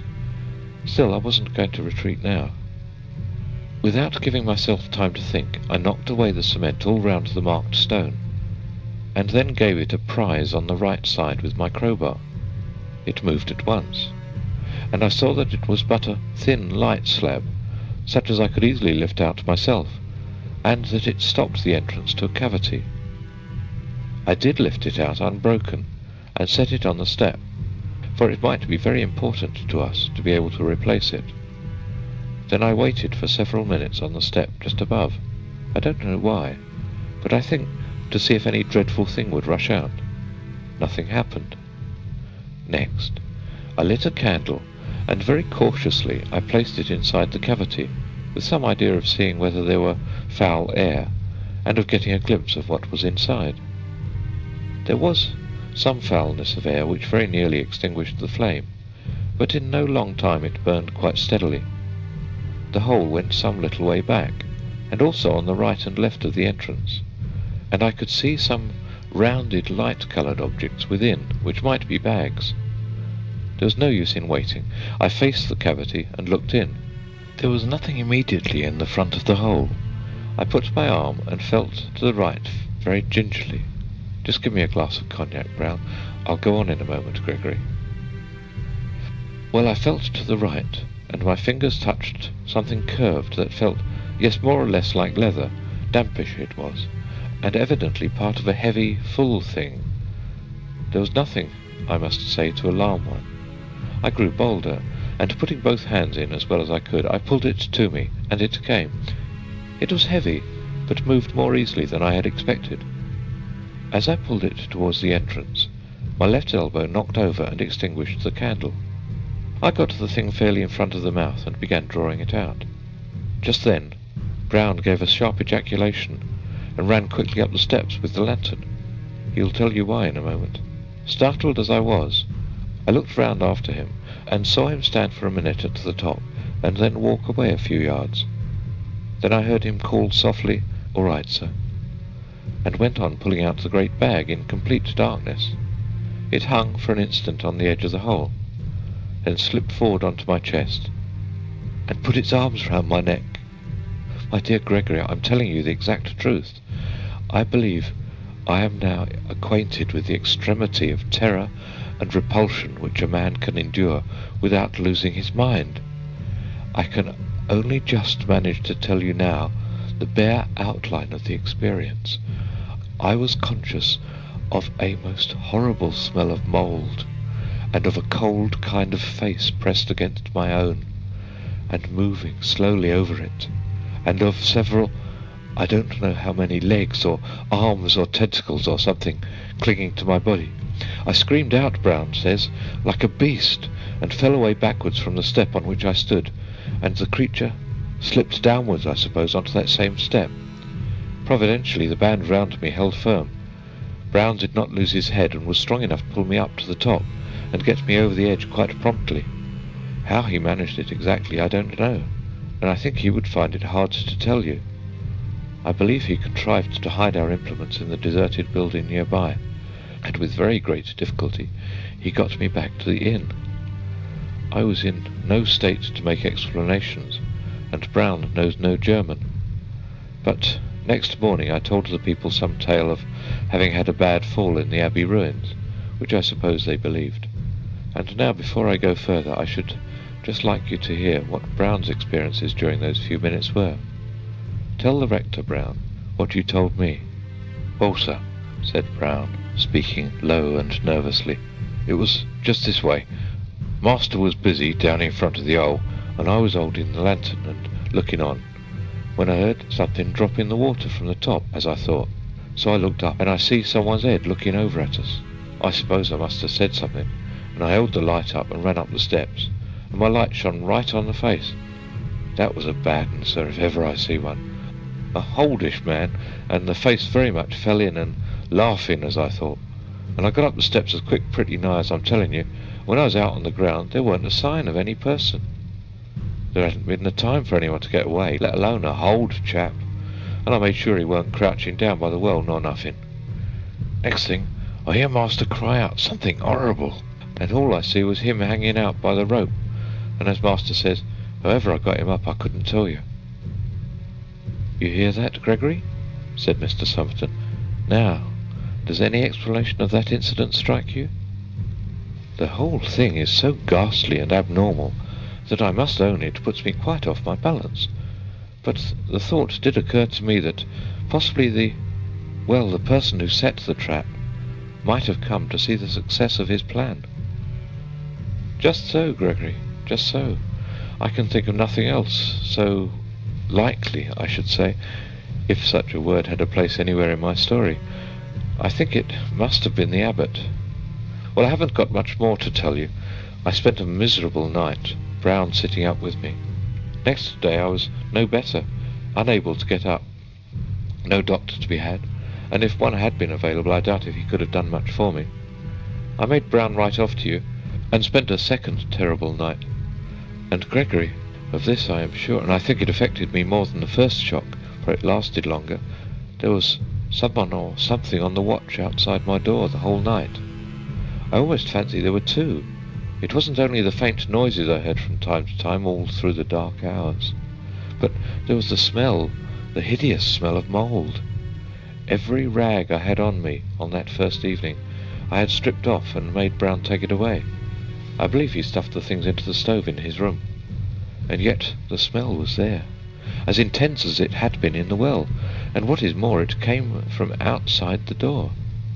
But with the first glimmer of dawn it faded out, and the sounds ceased too, and that convinced me that the thing or things were creatures of darkness, and could not stand the daylight, and so I was sure that if anyone could put back the stone, it or they would be powerless until someone else took it away again. I had to wait until you came to get that done. Of course I couldn't send Brown to do it by himself, and still less could I tell anyone who belonged to the place. Well, there is my story, and if you don't believe it, I can't help it, but I think you do. Indeed, said Mr. Gregory, I can find no alternative. I must believe it. I saw the well, and the stone myself, and had a glimpse, I thought, of the bags or something else in the hole. And to be plain with you, Somerton, I believe my door was watched last night, too. I dare say it was, Gregory, but thank goodness that is over. Have you, by the way, anything to tell about your visit to that dreadful place? Very little, was the answer. Brown and I managed easily enough to get the slab into its place, and he fixed it very firmly with the irons and wedges you had desired him to get, and we contrived to smear the surface with mud, so that it looks just like the rest of the wall.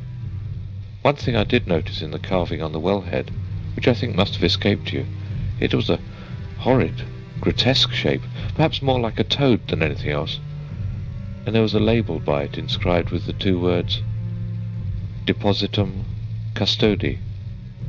Footnote, translation, keep that which is committed to thee. Return to text.